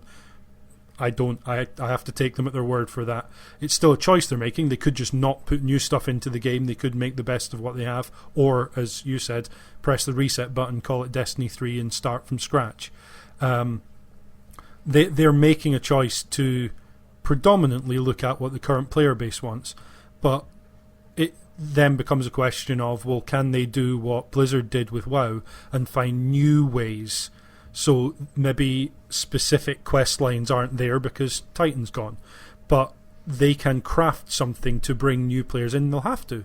If they want to sell Beyond Light to new players in September, they have to have a good way of onboarding people, whether that's there's a separate single player server, as I think you suggested, CJ, where you go complete that single player campaign. It won't have the dynamic stuff appearing that you would see the other sort of multiplayer and online missions, but you can go and play that stuff. Once you've played that, finished the campaign, leveled up to where you need to get to, come back, and then you'll be able to play the other stuff. Titan just won't be one of the places. But if you come into the game anyway, you're automatically kind of at a higher level you can start. Level anyway. So it becomes a question of tutorializing and on-ramping players to the game's systems in a way that the campaign did. But if that campaign hypothetically wasn't there at all, they would need to find a new way to do that. So yeah, I think they're looking at the new player experience anyway, and there's a lot of stuff which is in the game which isn't explained anyway. I remember fighting a public event against one of the tanks and getting an abusive message sent through to me about not taking it through to some sort of level, and without realising that if you destroy a tank, if you take a tank through to the first point where it opens its engine, 3 little globules fall out that you can then take to the shielded units which are covering sort of the scorch cannons. Right. If you then take a second one when there's like 5 of them that come out, and you take those to those places as well, that will then trigger the second tank, which will trigger more bonuses and all that sort of stuff. It's never explained. No. So until somebody sort of sent me that abusive message calling me an idiot because I didn't know about it, because the game didn't explain it. So there's a lot of things that they need to do in that regard, but the new player experience is something they've mentioned looking at. But I don't know how they're going to play that out, or what's going to they've made no statement about the Red War and stuff. I'd imagine that's going, especially if the numbers are there that people either aren't going back to play it, or folks are jumping in to play with their mates and want to get in on the new story. So and as Paddy says, some people will be like, the numbers are clearly below a threshold where Bungie think it's worthwhile cycling Titan out for now. But the numbers are clearly below that threshold. But it's not going to be zero. No, it's not. As you said yourself, you like going to Titan, doing some of the missions there. Some people clearly are, but it's not enough. So Bungie know they're at risk of upsetting some people by moving that stuff out, and the onus then falls on them. And it sounds like they understand this, to make sure that, Paddy, if you do decide to go back in September, knowing that there's going to be stuff that you would like to play missing, the onus is on Bungie to prove to you that the new stuff they've put in is equal, if not better, an experience than what's there. And that's not an easy task, but it's they've set themselves up for that task, and clearly think they've got the ability to do that. It's But there's also the necessity that they have to do this. That the engine is unstable, the game is unstable, the game is too big, and if they cycle IO out, which is empty, it's awful. IO, well done, IO. But if they cycle that out and then somewhere later in the story, it's like, this has happened to IO. It's all been, it's. The core is cracked, it's been flooded with water, like this has happened, this race has landed, this is the new expanded, changed, unusual IO. That's really cool. You're taking something out that doesn't work, which potentially you were rushed to do by Activision to get Destiny 2 out the door, which it wasn't ready. It really wasn't ready.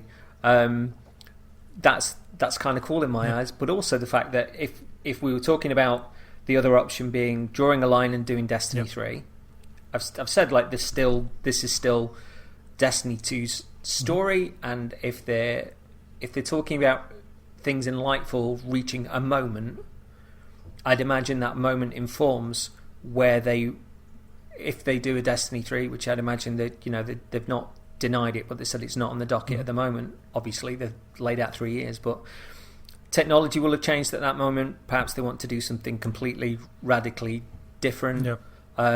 But also the place that they're in now is that they've got Europa finished. They've got one new area completely and utterly finished. They've got this evolving storyline which is going to tie that in. Whichever area is there in 2021 and 2022, we don't know, but they're going to be brand new areas. I'd imagine there was a certain amount of pressure to get 5 planets in for what was going to be Destiny 3 under Activision, and that was wearing them pretty thin. And also now they've not got Vicarious Visions to help them. Yeah. So you think on your feet, you think agile, but also in leaning into the story, this is what's been bringing the players in. The numbers are fantastic playing the game. Like I say, the amount of people going to YouTube channels and going to Twitch channels. So the fan base is alive with the here and now and what it could be. I don't know if Destiny at this point is bringing in new people.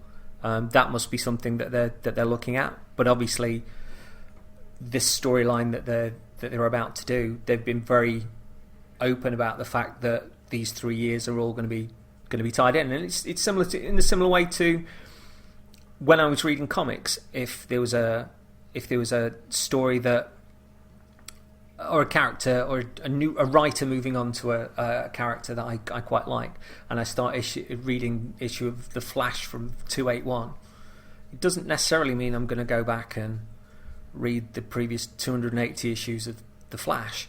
If the writer and the stories that I like are the ones that are moving forward. So yeah, I'd see what Paddy's saying. Yeah. I acknowledge it thoroughly, but the place that they're in is they're wanting to move forward with this. And also we saw the Unreal 5 tech thing the other day, and I'd imagine we've not really seen the best of that tech yet, or how people can use it. So and with next gen starting this year, obviously the uptake in next gen machines is going to be a little bit slow anyway. So I think it's interesting they laid out 3 years worth of content. This essentially takes us through to summer 2023, to the end of whatever they do for Lightfall. When you consider that, you've been talking about, well, Microsoft have made adjustments to the Tiger engine. They've now got a new engine out of it. Bungie presumably think they can learn something from that. That's 3 years from now, but also plus a year or two that they've had an eye on that stuff. That's 3, 4, 5 years worth of potentially putting people to one side and saying, okay, let's work on a platform that if we wanted to, we could have all of Destiny 1 content, all of Destiny 2 content, and build on top of that whatever we want to do in the future. It may be that after Lightfall 2023, it is no, let's just push reset, we'll do a Destiny 3, but I still feel like the question still rings in my head, why is this still Destiny 2? Why is it not Destiny or Destinies or Destiny Infinite or whatever, and the whole thing? And the answer obviously is that's a monumental technical task, especially if they're already got an engine that is creaking under the weight of everything they want to be able to do with it. I just look at this and with what you've said, CJ, and in light of what you've been saying, Paddy, about not feeling pulled back into this game, is there a world where in 2023 there is a launch of the full Destiny, the whole thing, the whole lot, as a platform going forward that they can just continue to build on? There doesn't need to be a new $60 box put on a shelf. There is... You see, my instincts with them building towards a moment is that when they do Destiny 3, that is going to be the reset switch. Yep. That is going to be new characters, new universe, new whatever, but still under the banner of like Destiny. Yep. And these 3 years are them telling this Destiny story, clearing the table, as it were, on the story they've currently got.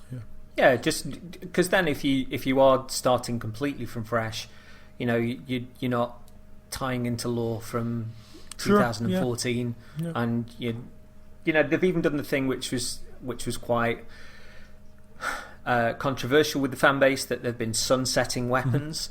That there are certain weapons that aren't going to be viable for the raids and stuff like that, that people have worked towards, that have built up, and they're perfectly fine for the regular stuff, but they wanted to replace those with new weapons, with drops, with things, with aspirational content, because a lot of people were saying, well, I'm still using the same guns that I've been using for years, what have I got to chase? So they wanted to introduce aspirational content in there. And the season that has just started, all of the guns are phenomenal. All of them. And weird in places, and they look good, and they're great to shoot. There's a grenade launcher that's a primary at the minute, that if you fire it into the ground, it creates a portal which kind of drains enemies of power, but if you shoot it into them, they collapse in on themselves. Also, it's like that's great. That's weird. Gravity well, but for energy almost, or something. Yeah. And apparently that's ruining PvP at the minute in the Crucible. But you've got all these people that are running around with their best hand cannons and stuff, and suddenly people have got a way to jump in there and just go, right, bonk. That's on the floor, and so to the void with you. Yeah, so it's. They've given me the best scout rifle that I've had since Destiny, and scout rifles haven't been good in this game for a while. Everything that I've tried has just been great, and rather than them just being weapons that you accept now, you've got different ways of leveling them up to masterwork them. Even armor's got sort of its own. Each piece of armor's got its own skill tree, if you will, and you can lean into perks where you want extra magazines for certain weapons, or if you want to be more powerful against rank and file, or more powerful against bosses, or to have more defense, you can build those RPG-like perks into your guns, your helmets, your jumpers, your trousers, all of that sort of stuff. So they're keeping an eye on the evolution. I can see what they're trying to build the game into, but from where I've been over the last year, that seems like a much more interesting place. But it also leaves the stuff from when the game launched isn't the same game.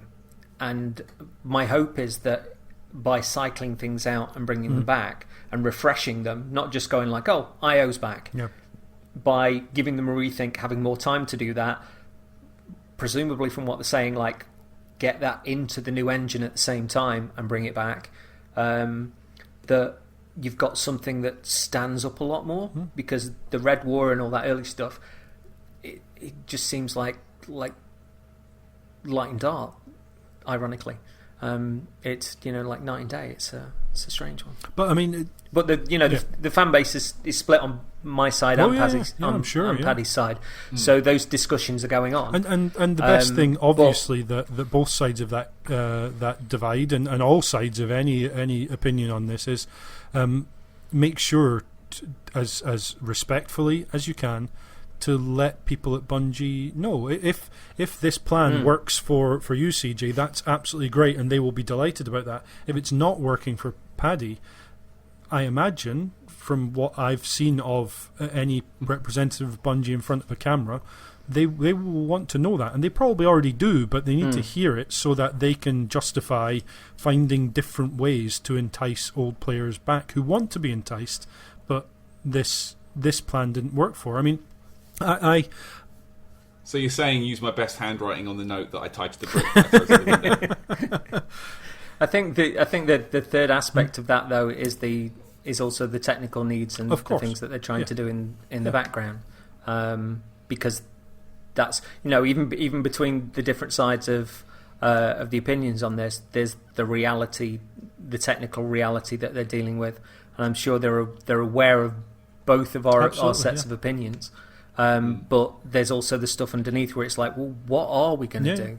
Yeah. Because there's more and more kind of system errors. I think particularly on PC, with people being booted out of the game and stuff. Like the engine is creaking. So yeah, I'd imagine all three are kind of in play. Well, and for brand new players, like at this point, if I was to return to Destiny 2, I'd essentially be a brand new player. I think I played on PS4 when I first played it. I can't remember. If I was to pick it up, it wouldn't necessarily be on the same platform. I might as well just be starting from scratch. And in all honesty, I wouldn't bother to try and find my character from back then, because I'd rather just start from scratch and see where it was. And that presents a problem. 'Cause my first question is, this is not just Destiny 2 that I'm picking up anymore. Yes, there's a free version. I can get that. I don't actually, off the top of my head, and it's a Google away. I'm not actually suggesting this is a barrier to entry, but it's a question I'd need answering is, what do I actually need to pick up and buy in order to get in? Because I went to the site earlier on when we were talking about this. Beyond Light's available to pre-order. They've got really specific information about what you get for each of the versions. Part of me still kind of doesn't. No, I do understand, but you get everything. And this is the thing. I feel like it hasn't been the case. Maybe I'm wrong. Where if you get in at the beginning of a new expansion, it kind of seems to some degree like it should be a case of you pay your 40 quid or 30 quid or however much it is, and you should just get the whole game, everything that's been released up to that point. The problem, obviously, is that means for 3 or 6 months before our next expansion is expected, people will be put off getting into the game because they're going to pay their 30 quid when they could wait 3 or 6 months and pay 30 quid and get the new expansion as well as the old. So I get that it's difficult, and again, Bungie are in a no-win situation. There's always going to be some people put out, but it is that kind of situation of, like, last September I felt like it was a clear, here's what you need to do to be in, here's what you get. And now it feels like, oh, I've got to learn that over again. What do I get now? And having like seasons as well as the expansions is definitely confusing for someone who's not versed in that. Again, it's a Google search away. If I wanted to, I would Google it, and I would know within probably 10 minutes, half an hour's worth of reading, what the best way, I'm sure there's a YouTube video, in fact, the best way to get into Destiny 2 in 2020. Almost certainly there's a dozen of those. I mean, they took criticism last year, rightly, that when they launched free to play. Yeah. If you no, when they were launching Shadowkeep, that it didn't include Forsaken. Okay. That you would have to buy Forsaken separately, and I think at that point they were leaning into if you want the game for the storylines, you can buy the expansions, but if you don't, you can just play the regular game, do your bounties, do your public events, all that kind of stuff. And the seasons lean more into that side of things, right?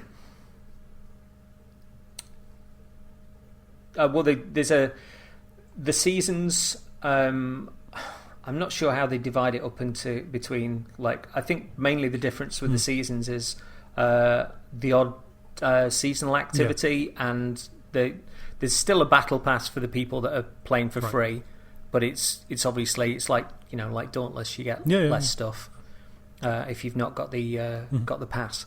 But this year, if you're buying September's expansion, you get Shadowkeep and everything backwards. So moving forward, like I say, they're keeping the seasonal content in the game. So if somebody comes in like next spring and they want to play like winter season or whatever, that's still going to be there, and likewise up until sort of the 2021 release. So that's a way of that's interesting, because I always thought those seasons were gone, finite. Like the messages always seem to be there. They have. If you weren't, they're gone, and that's kind of, again, partly kind of hits that fear of missing out thing. Like, well, cool, I wasn't there for any of that. Brilliant. I mean, that's good that you can still go and do that stuff, because like the Vex offensive sounded fun. I just never got to it. But when we were playing, I was saying to you that the European aerial zone from the previous season was amazing, and we didn't get a chance to play it. We had that amazing Halloween event, which was tremendous fun. Do you remember like picking up making the cakes for all the people around the tower and going into those nightmare zones where there was the guy who could knock you through the floor? Oh, Satan. Yeah. Those were great, but I think they took people were saying to them, well, I like these, but they disappear. And I think they were like, oh, here's the late season, and then, oh, here's the next one, without realising that. And I think that with the focus being on the next 3 years, that they kind of want people to be completely caught up within that story as they go along, wherever they kind of find their way into it, which is, again, is a result of people talking to them and just going like, I like this, but I don't like this. And in this case, I don't like that they're going. So I see those seasons now, like the full thing between expansions, are going to stay around for that full year as well. So yeah, that's one concession they've made in that regard. But I really like the Vex offensive. I thought it was great, and kind of miss it when it's not gone. But again, it'll be interesting to see if they are keeping those seasons there, like how many people are playing them, how many people are going into the individual events like the Vex offensive and are making up the numbers and stuff. And so I'd imagine they have to keep an eye on that quite heavily, because there's stuff in this game that I've never done or don't understand. I don't understand forges, and there's this stuff that's unknown to me as well. But hopefully, within streamlining the new player experience, they can be more inclusive in that regard and give a better account of what the game is now, where you can go and what you can do. Because there's Warframe wasn't great at explaining its way around, and Warframe is colossally large. But I don't know, with them kind of paring this back, for me, it seems more accessible and less daunting, because I've seen the map for September, the star map, and it's nice. It's nice to have like 5 or so planets on there. Like there's the Earth with European Dead Zone and Cosmodrome on there.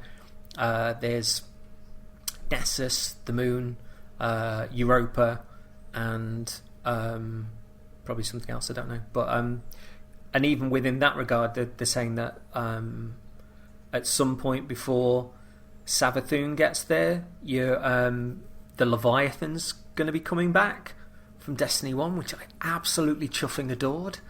And they've even got stuff, I will say, in the game at the minute. Somebody's playing one of the events, and they were like, what are those things on the rocks?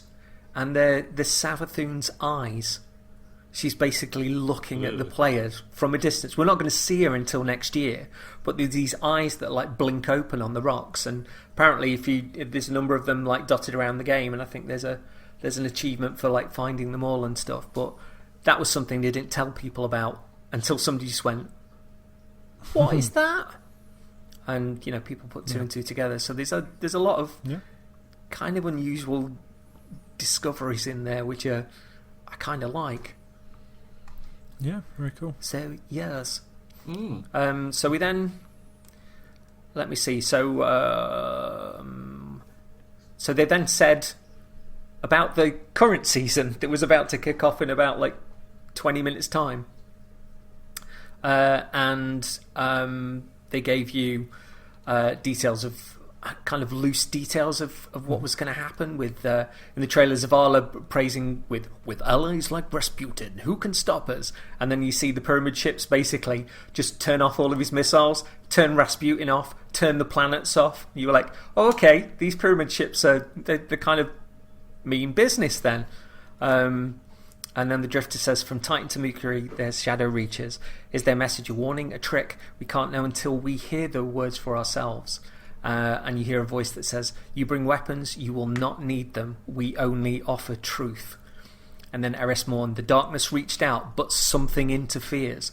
The witch sister of the Taken King, Savathûn.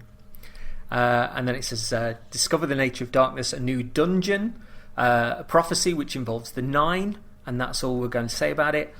I didn't know who the 9 were, but they seem to be intelligent beings that kind of are split between darkness and light, where there's like a huge lore thing that I had to look up on. Apparently Zur is an emissary of them as well. But yeah, the pyramid ships have arrived on Io, and there's been sort of 2 battlegrounds there already, which have shifted. There's a new exotic quest that's kicked in, new armor to chase, classic armor, high power level, and then in that dungeon, trippy as balls visuals, new reality, down is up, light is dark, search for answers, seek the 9. And interestingly, going back to the technical stuff that we were talking about, this new dungeon, they are removing for a season, starting in September, for technical issues.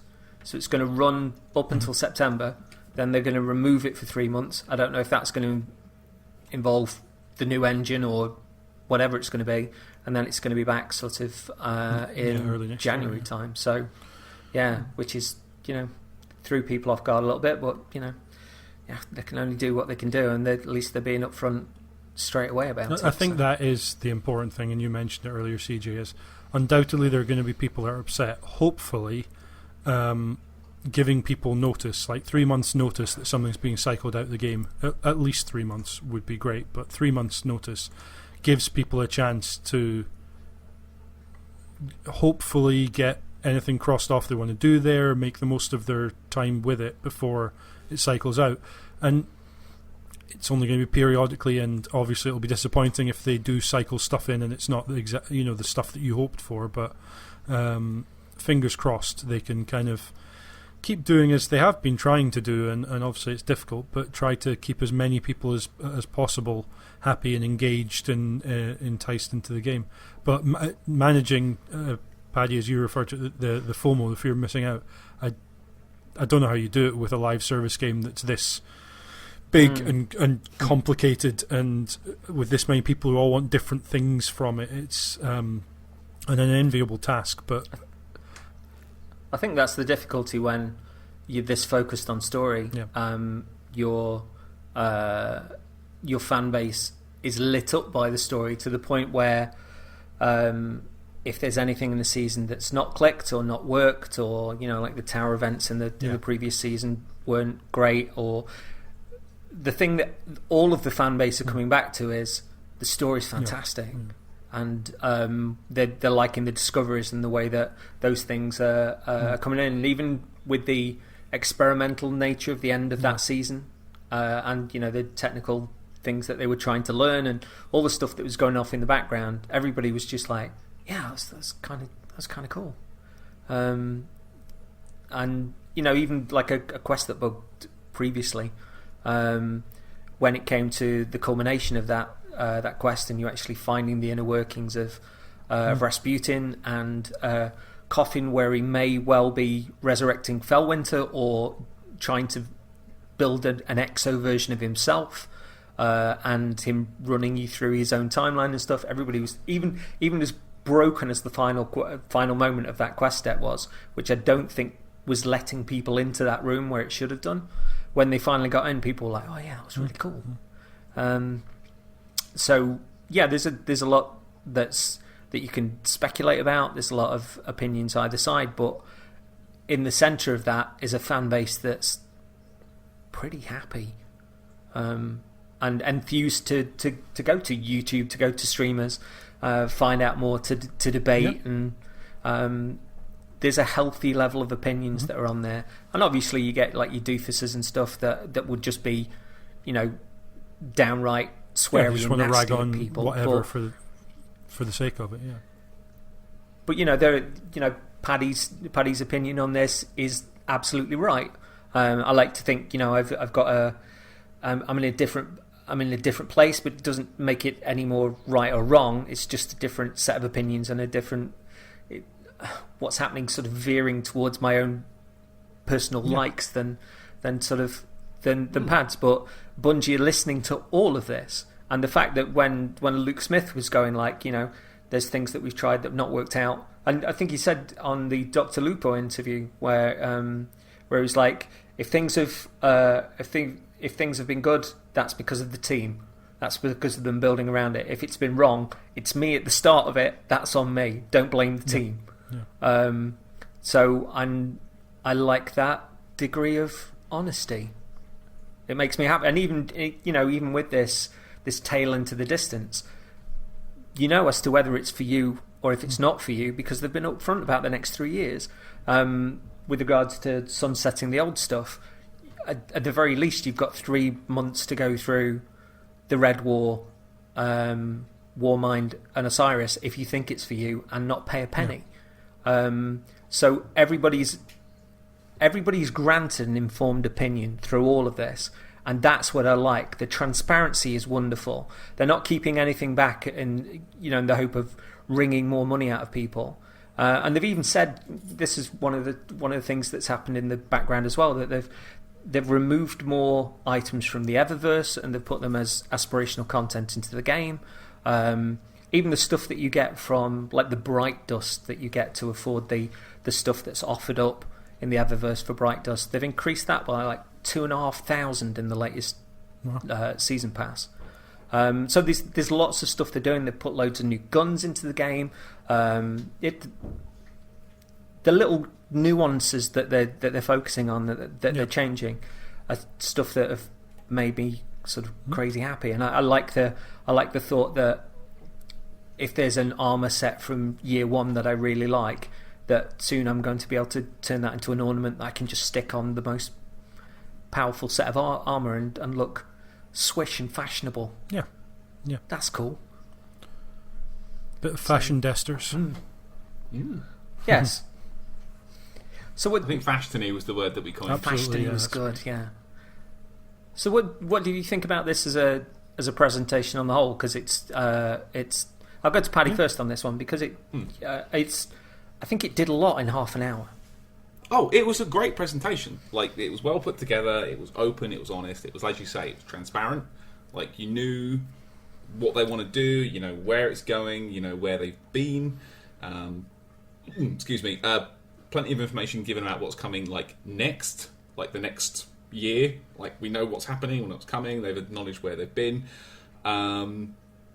So I thought it was a really well put together presentation. I think the fact that we are in this sort of no E3 year, the companies can have these events, stretch them out longer, and as we mentioned earlier, like, there's almost like there's so much stuff, so many shows coming out now, it's hard to keep up. So like this probably, if we were in a normal year, we wouldn't have got this level of information. I don't think we would have made this big of a deal as part of the E3 week anyway. Maybe in its own event a month down the line, but this week, there's no way, never in a million years.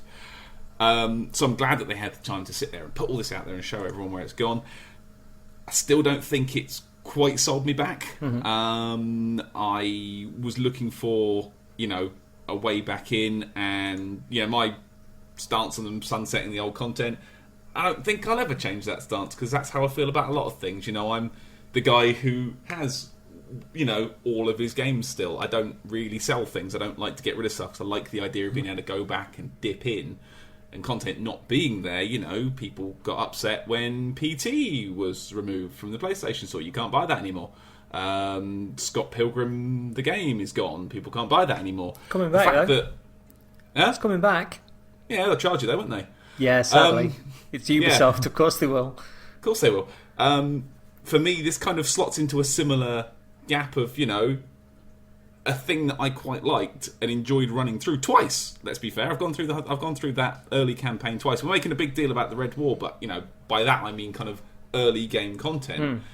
I enjoyed it. I had fun with it. It was an enjoyable campaign. It was a big laugh. I really liked it. I thought it was pretty sharp and to the point, and got on with it. And yeah, for that to just be relegated to, you've now got to go look that information up on YouTube for the context of where we are. And I know Destiny's not the same game that it was, or Destiny 2, sorry, it's not the same game that it was when it came out. I think losing that, you ask your newer players to then have to go either watch a video at the start of the game, say this is how we got here, or like an optional go to YouTube. And I don't know, I would have rather seen this is Destiny 3. I think maybe the seasonal story content, the fact that they're dripping this story through drip by drip by drip by drip, means there's this expectation that if they go a year without a big drop like this, the fan base will get impatient and get upset with them. So I think they kind of have to keep going on this continual iteration of this same story. I thought the Almighty crashing out the sky would be a fantastic end to a season. I thought that would be a great little bookend, and then we start with the Destiny 3. It's triangle time. 3 triangles, the 3 sides. Come on. I thought it would have been a great point to start, but that's not the decision they've made. I have to respect that's the way they've decided to build their game going forward. I appreciate that. It's not the decision I would have liked to make. But overall, for people that I think play and love Destiny, like yourself, CJ, I can hear it in your voice, this is brilliant. It's great. It's great. It's fantastic. So yeah, well done on a good presentation. It's just a shame that it wasn't really aimed at me. Mm-hmm. James? Yeah. As always, I like the presentations. I like the way that the people making the presentations take them seriously. They take their responsibilities seriously, and they clearly have a passion for what they do, and put a lot of work into it. It doesn't always come off, but they're honest about that, and you can't ask more than that, as far as I'm concerned. And when it does come off, they tend to be fairly humble about it, and they should be very proud of the work they've done and the attitude they're taking towards making games and everything else that as a company they can do. I thought the stuff they started off with, more than just tipping their hat, they went out of their way to try and make a difference, which is cool. Beyond cool. It's admirable in anyone, and for a company to do it, it's unusual and special. Almost every time I watch one of these, for whatever reason, it feels like there's an air of it's a new era for Destiny 2. I think they might have even said that during this. It really does. Like last year I watched it, and it was the coming out of, we're now separate from Activision. Here's our vision for the game. There's going to be a free-to-play version. We're going to call it an MMO and do it. And it was a new era. And now this year it's a bit of sort of, okay, we've got a roadmap going forward. We're going to make some changes to the structure of the game. It's a new era for Destiny 2. And that just is part and parcel of a live service game that takes developing and evolving as seriously as they do. And with any game that evolves, it's always going to cause frictions. There's going to be some people who want it the way it was. There's going to be some people who want it the way it's going to be. There's going to be some people who want something completely different and are never going to be happy. Not because they're wrong, just because it's not working for them, and that's entirely fine as well. But the fact that Bungie keep iterating and finding ways to move forward with the obvious, large and hungry and largely satisfied fan base they have is it really does feel like this is something unique that doesn't really exist that much. The likes of a Warframe might be something similar, but Destiny still feels like it's its own thing. And the fact that there are games coming out that still want desperately to try and be a Destiny, the fact that websites still, Destiny is one of the 3 or 4 different things that they put an article up about and just get twice the traffic they get otherwise. There's reasons for that, and it's not that this is a game scraping by. It's a game that is flourishing and continuing to flourish. And that's not to say they can't do more, but it's always exciting to see. And the notion that this wasn't just here's what's happening in September, but it's here's what's happening in September this year, and September next year, and September the year after that, presuming September just because it happened to be nice and repetitive way of stating it. But I think that's cool. It's obviously not what all of us even want, let alone all of the fans, but the fact that CJ, you are so passionate and enthusiastic for this, and the fact that I could see that the people giving this presentation were so passionate and enthusiastic means I just enjoy living vicariously through the reflected glow of the fan base and the people making Destiny 2, which is really cool. I think there's also sort of something else that ties into the whole presentation for me, and it also ties into like everybody's opinions that we've discussed here. It's that they come across as a company that's very genuine and very honest. Oh, for sure. Yeah. But also they've got a vision and they've laid it out in front of you, and that's what they're going to do. They're not sort of, power researching opinions or second guessing things or going for some sort of beige middle ground. They're like, this is what we want to do. This is how we're going to run at it. I'm told you all about it as well. Yeah. But I respect anybody with their own vision that wants to that is going at it with this level of humbleness, this sincerity, kind of honesty and transparency as they're doing. And everybody there, as you were saying, James, seems super caught up in what they're doing and super excited with it. The fan base are, and for me personally, it's all of this is lighting me on fire. I love this sort of stuff. This to me has become kind of my modern day Star Wars, that I'm invested in characters. I'm excited to go to places, the new adventures, the new guns, the new outfits.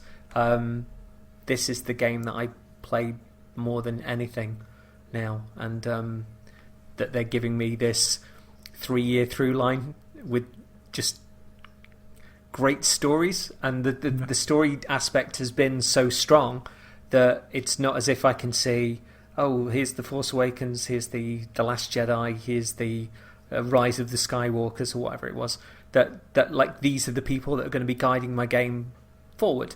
And Bungie are an indie studio now. They don't have the financial backing, but also the nagging of Activision anymore. So I think that they've had to reconsider what they can do, both to appease the fan base and within logistically to be able to do it themselves. And I think that there's a balancing act there, certainly. But again, they're making decisions that are based on instinct rather than some middle ground which wouldn't appease anybody. And it's up to them to make good on that. So yeah, I'm curious to see where they go, and if in 3 years' time-ish we do get a Destiny 3, genuinely I hope they just do a brand new universe and they just forget all these characters. This story's ended. Like, give me something new. Give me a game that's completely new, new setting, all that kind of stuff. Like, shock me. But for me, it feels like this story's still being told, and I'm excited to invest in the next year, and I can already see, the 2 years after that as well, and that's cool. And there's even like speculation today where somebody said that certain clues that people have found in the dungeon and those Savathun's eyes that are knocking around falls very nicely into my theory that the 9 don't even exist and are actually an elaborate lie created by Savathun to gain power through speculation. I was like, Christ, that's great. So yeah, I don't know. This is it kind of lights up my world to a fairly hefty degree. Yeah.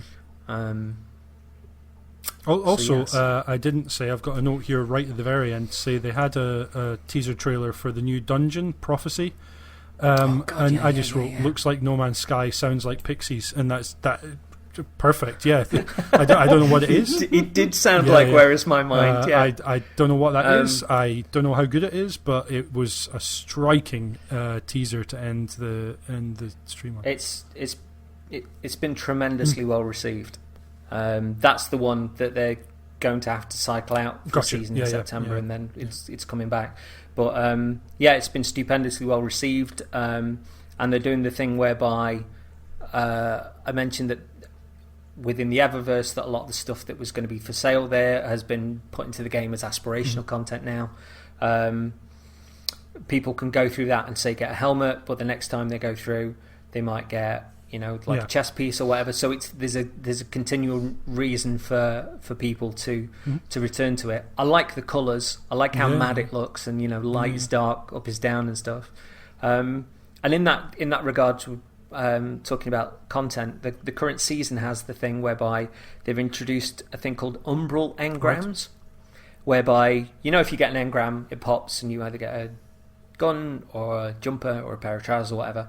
With the umbral engrams, you can have them as they are, or you can wait a bit, and I've not quite done this yet, but you can then decide as to whether you want a gun, a piece of armour, something from the last 3 years, or something from the Drifter.